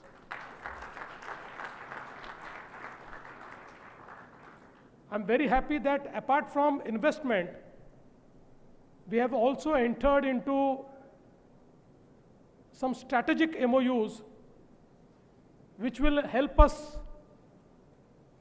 developing technologies, developing human resource, developing systems, creating center of excellences in the space of maritime in the state of Maharashtra.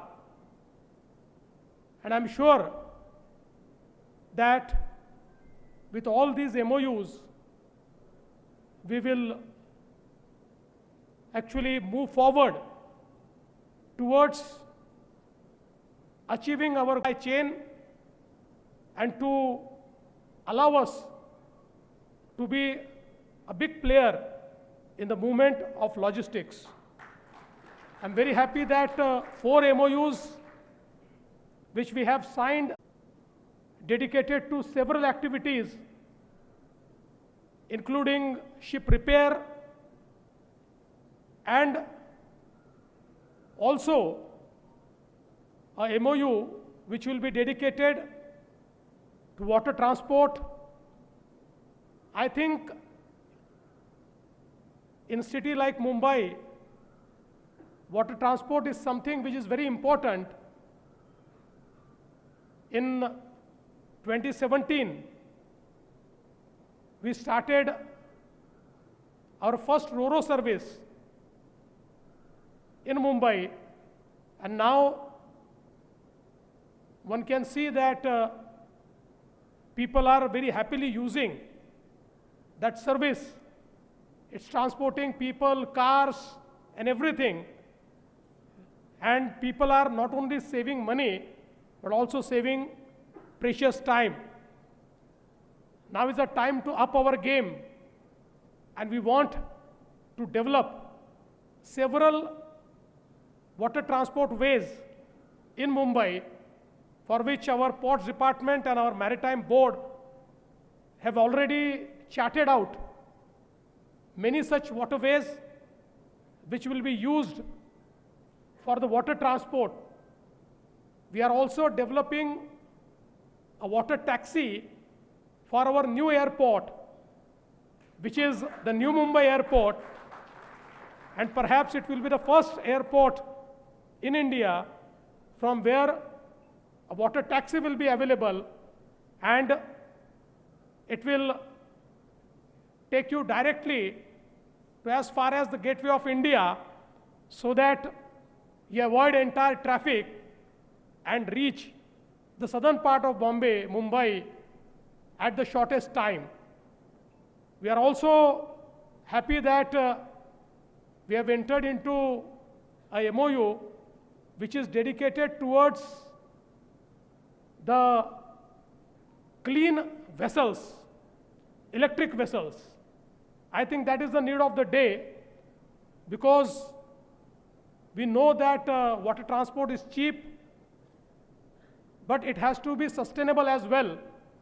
And I think with the advent of these EV vessels, it is very important that we create an entire ecosystem of EV vessels, and our entire water transport moves on sustainable fuel, and I think this MOU is also very important. Having said that, I must also tell you that now we are creating one of the state-of-art marina in Mumbai, whereby I think the entire water transport as well as water sports will have a new ecosystem and new infrastructure for their development. I must thank the Government of India and especially to the vision of Honorable Prime Minister Shri Narendra Modi ji, who understood that there is immense potential in our country to be the maritime players, and he understood the fact that if India has to grow, it can grow through port-led development, and that is why he started many schemes around port building, ship building, blue economy, and today I am very happy that we are developing at exponential speed in this sector, and I am very happy that Maharashtra is trying to keep the pace with the vision of Honorable Prime Minister Shri Narendra Modi ji. We are totally aligned with the entire vision of Honorable Prime Minister, and we are working towards it. And with our new port, that is Vadhavan Port, I think for next 50 years, Maharashtra is going to be the leader in entire maritime trade, because all of us know that this Vadhavan Port is not a mere port, but it is the port which will be amongst first 10 ports of world from the day one, and it will allow us to become a major player in the global supply chains, and it will unleash the maritime power of our country.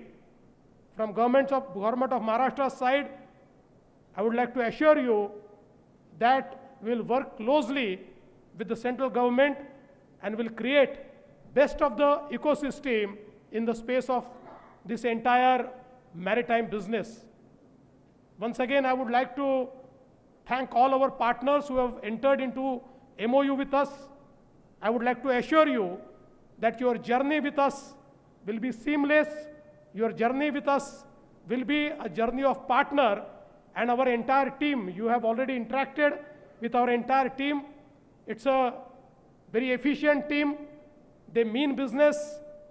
They are more than bureaucrats. They are your partners. So we'll be with you in your entire journey, because we understand that we will succeed only if you succeed. And that is why I think these MOUs will not be a mere piece of paper, but soon we'll start working on it. So once again, thank you. Jai Hind, Jai Maharashtra.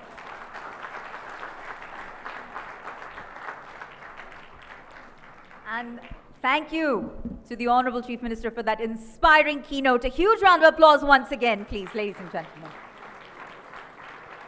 Sir, your vision for a future-ready, sustainable, and globally competitive maritime Maharashtra has, I believe, truly resonated with every single person in this room.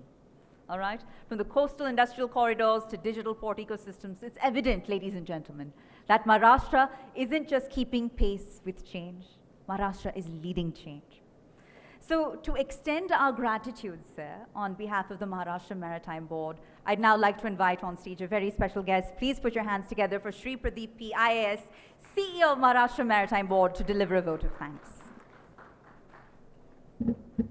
Good afternoon and a very warm welcome to all esteemed dignitaries and participants present here today at the Maharashtra session in India Maritime Week 2025. We are deeply grateful to the Honorable Chief Minister for gracing this occasion of signing of MOUs for comprehensive maritime development of Maharashtra. and for his visionary address that reaffirmed Maharashtra's commitment to developing a cleaner, smarter, and globally competitive maritime ecosystem. Our sincere thanks to Honorable Minister Shri Nitesh Rane, whose leadership has been the guiding force behind. His active involvement and clear roadmap on policy, infrastructure, and investment have inspired confidence and direction for all stakeholders.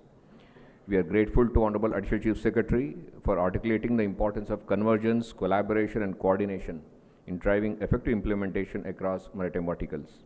I thank all the MOU signatories for partnering in Maharashtra's maritime growth. I thank all the esteemed dignitaries, consulate generals, industrial leaders, international delegates, panelists, and participants. Thank you. Jai Hind, Jai Maharashtra.